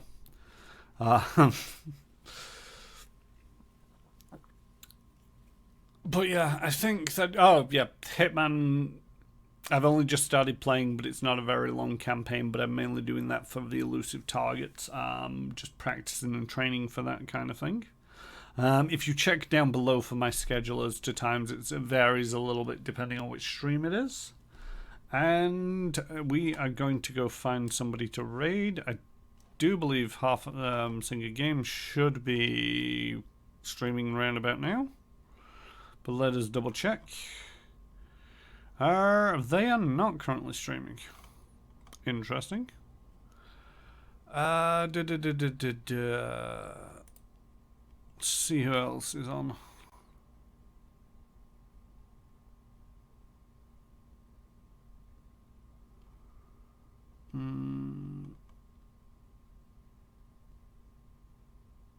Not entirely sure what they're doing.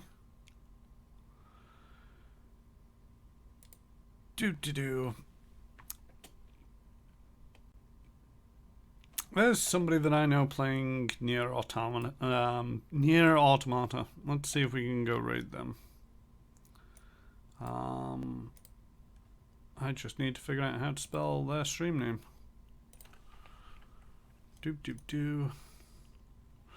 Will do. I hope to see you all again on Thursday.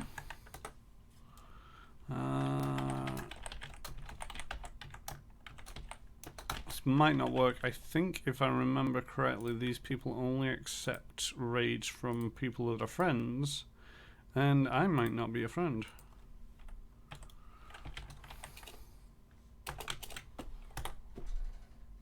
There we go. Yep.